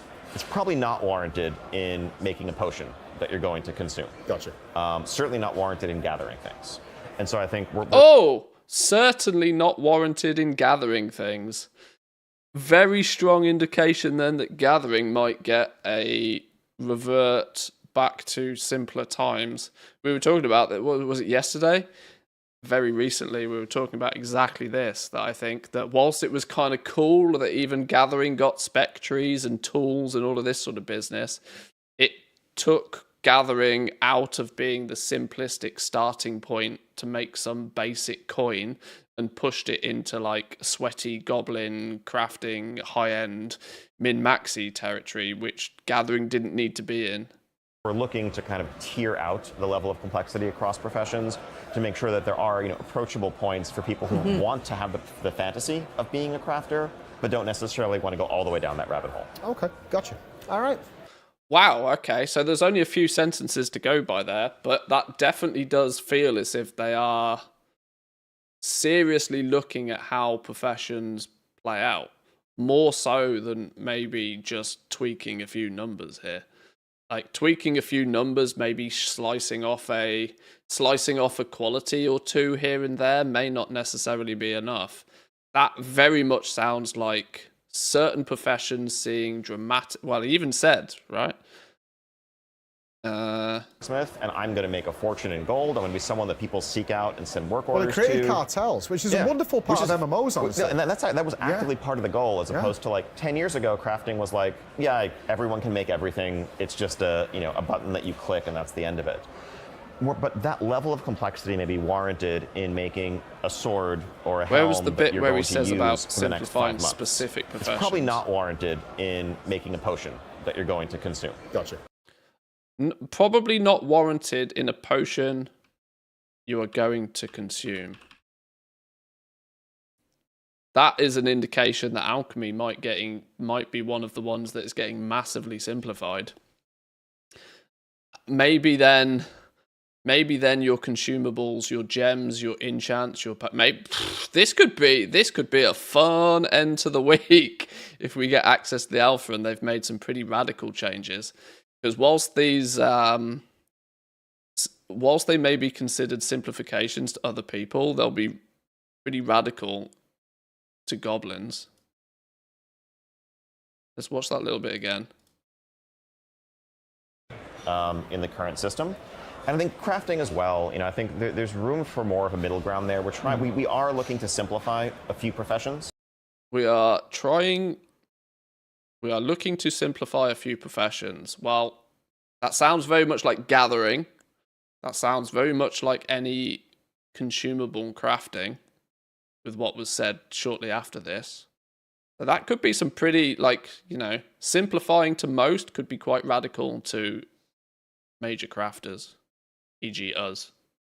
Moving into Midnight, I think, there is... One of the goals of the crafting overhaul when we did it was to give people who really wanted to make crafting a core part of their character's identity a ton of depth. Be able to say, I'm a serious blacksmith, and I'm going to make a fortune in gold. I'm going to be someone that people seek out and send work orders to. Well, they created cartels, which is a wonderful part of MMOs, honestly. And that was actively part of the goal, as opposed to like 10 years ago, crafting was like, everyone can make everything. It's just a button that you click, and that's the end of it. But that level of complexity may be warranted in making a sword or a helm that you're going to use for the next 5 months. It's probably not warranted in making a potion that you're going to consume. Gotcha. Certainly not warranted in gathering things. And certainly not warranted in gathering things. Yeah. Gathering would combine herbalism, mining, wood collecting. I would love to see, I've said this for years now, even before we entered Dragonflight, I was like, I would really like Gathering to become one profession at best. Secondly, even if it doesn't become one profession, I would like it to go into the secondary profession category, meaning everybody could do it. Maybe concentration is going away. I would imagine leaning further into concentration is actually the way that they would go about doing this. Because they could lean even further into concentration, improve the give you more concentration, make concentration's use more impactful, I think could be an avenue that they I think we would more likely see a greater use of concentration than a lesser use of concentration, honestly. Because of what concentration actually achieves. Concentration gives anybody with nearly any, like, you don't need your profession set up even remotely optimally, right? You can have 78 out of 100 skill, you can have 1 blue tool and 2 green accessories, and you can have a gobbledygook amount of quality 2 and 3 materials, and you can still use concentration to guarantee that craft at quality 3. Concentration is already the ticket to allow people to make things in a more simplified way. I just don't think that concentration was really sold very well. That basically only giving you a small amount of it, making it recharge incredibly slowly, basically meant most people just ignored it. And I think we've gone through most of the expansion where people have just really not understood what concentration does properly.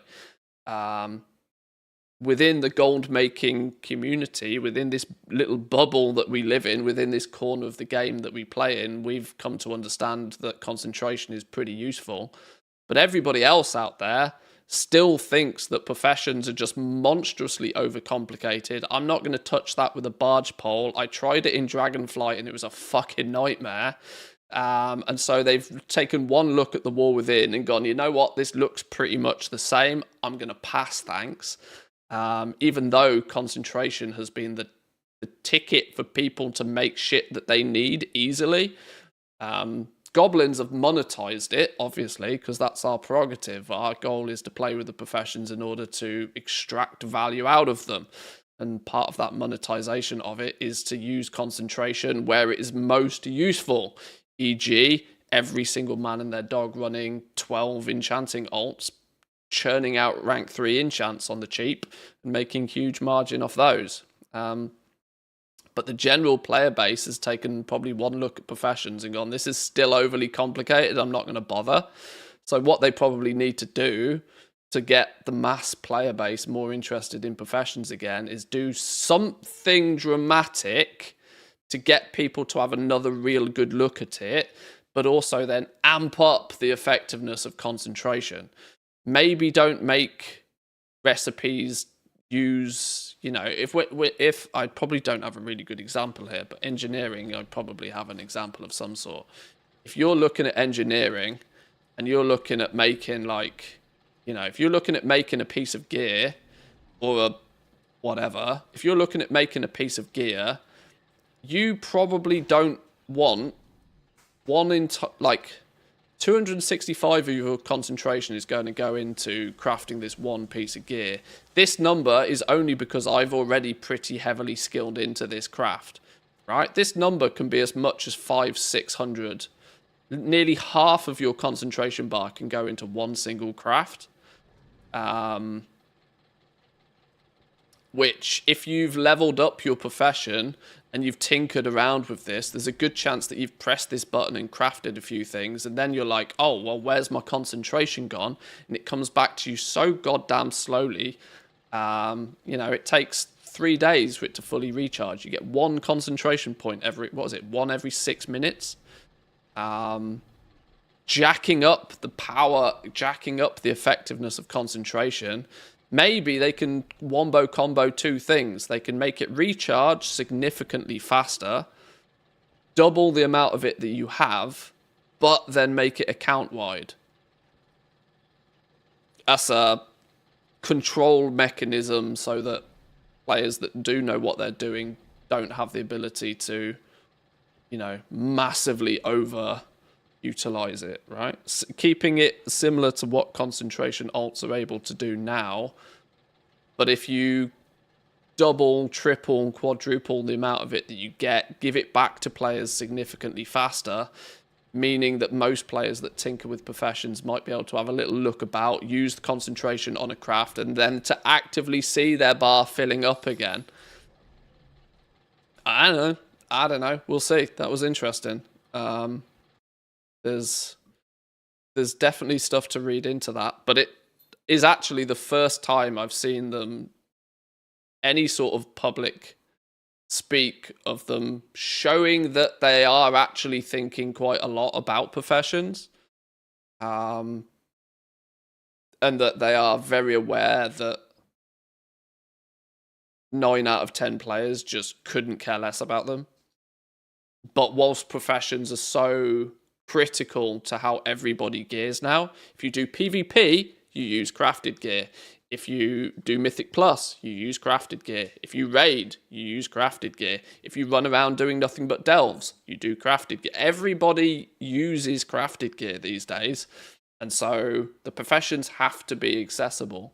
And if 9 out of 10 people don't want to go near them with a barge pole, then they've clearly seen that that's a bit of a problem, which can only be a good thing, honestly. Can only be a good thing. That's interesting. This will make the interview tomorrow. This will make getting a look at things on the alpha all the more interesting, I feel.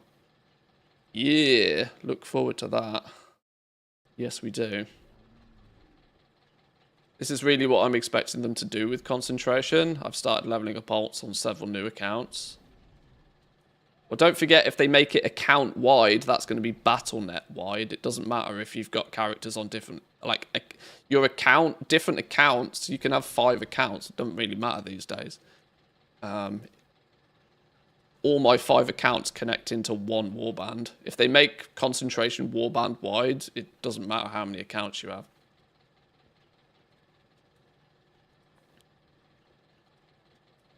On what levels do they want to make it easy or doable for all? I mean, what would that mean for raiding in Mythic Plus? What would it take for you, for example, to go for curve each season? Yeah, but that's not the goal. The reason I don't raid and the reason I don't go and get curve is because I don't want to. I certainly don't want them to mess with the aspect of the game that I do enjoy in favor of them trying to get me to go into the raid. No, I'm happy to stand outside of the raid and sell people their potions. The concentration being added into the game should have... It didn't do a great job of this, but it should have absolutely allowed pretty much anybody to tinker with their profession without the stress of feeling like they need to min-max it or keep up with the mega goblins. Anybody can level a basic-ass profession these days, and they can utilize concentrate. If they need a few potions, they can log on to their alchemist with a half-cooked profession, take some basic materials and press the concentration button, and they can make a bunch of, a handful, 2 or 3 rank 3 flasks to then go into the raid with. I think conceptually this is very good. I think if they want to simplify it and they want more people to engage with professions, tone this down. This spec tree, as much as I think it's a cool addition, has fundamentally caused nothing but brain ache for most players. Being drip-fed knowledge points to fill out spec trees, having very little ability to change this at any point, has basically been a big barrier for most players, I think. It's just one of those things that people look at and they kind of cringe at and they don't want to figure it out, and it takes 6 months to fill the damn thing. It's just another one of those pain points, a point of friction that I don't think really needs to be there. So toning these down quite considerably would be a good thing for the general player base. Amping what concentration is able to do, give you significantly more of it, make it recharge faster, but make it warband wide. It is actually, I think, probably a sensible move. But they really need to sell the fact that using concentration is your get out of jail free card for players that just want to tinker and make a few things for themselves. All of those players that want professions to basically be something you level up on day 1 and then don't think about, they need to allow you to get to because I've seen this firsthand, more so than you can possibly imagine, because of all of my leveling guides for both Dragonflight and the War Within. The most common comments on any of my leveling guides for the past 2 expansions has been, what the fuck do I do when I hit level 60? Or something to that vein, right? The fact that they made it so that you can zerg your way with trainer recipes to about 60 and then slam the brakes on players, this is the point where most players stop playing with professions, right? They need to let players zerg this bar to 100, because then those players who feel like they just need to fill the bar feel as if they've done it. And then they need to ramp up the power of concentration to allow players to turn up occasionally without too much additional extra work, craft a handful of goods that they can take into raid. Or an enchant or 2 that they can slap on their gear. Make players significantly more self-sufficient. Goblins will be fine. We'll find ways to make gold. I would point out, we haven't been making a huge amount of gold with professions for 2 seasons now anyway.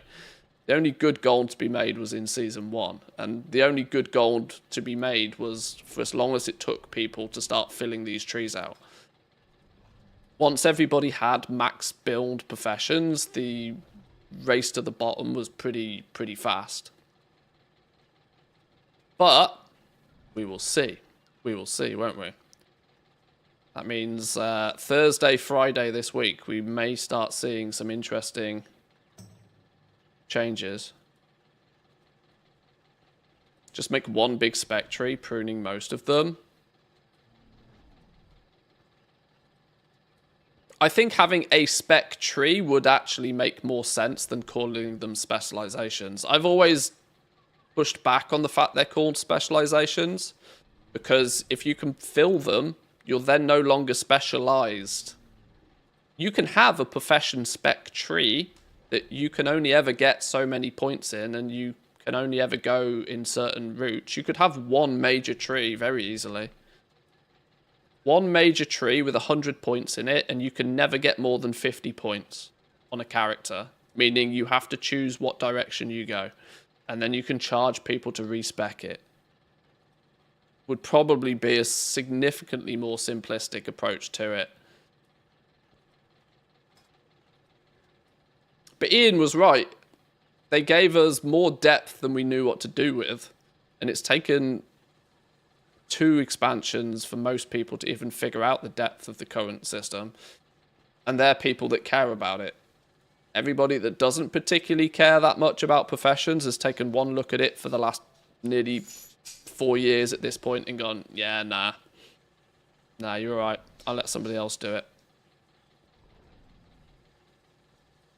Remove ore or herb ranks and instead make concentration use substantially less of each each. Oh, so you mean have concentration be basically like a forced resource, like forced resourcefulness, like 50% less materials when crafted with concentration or something.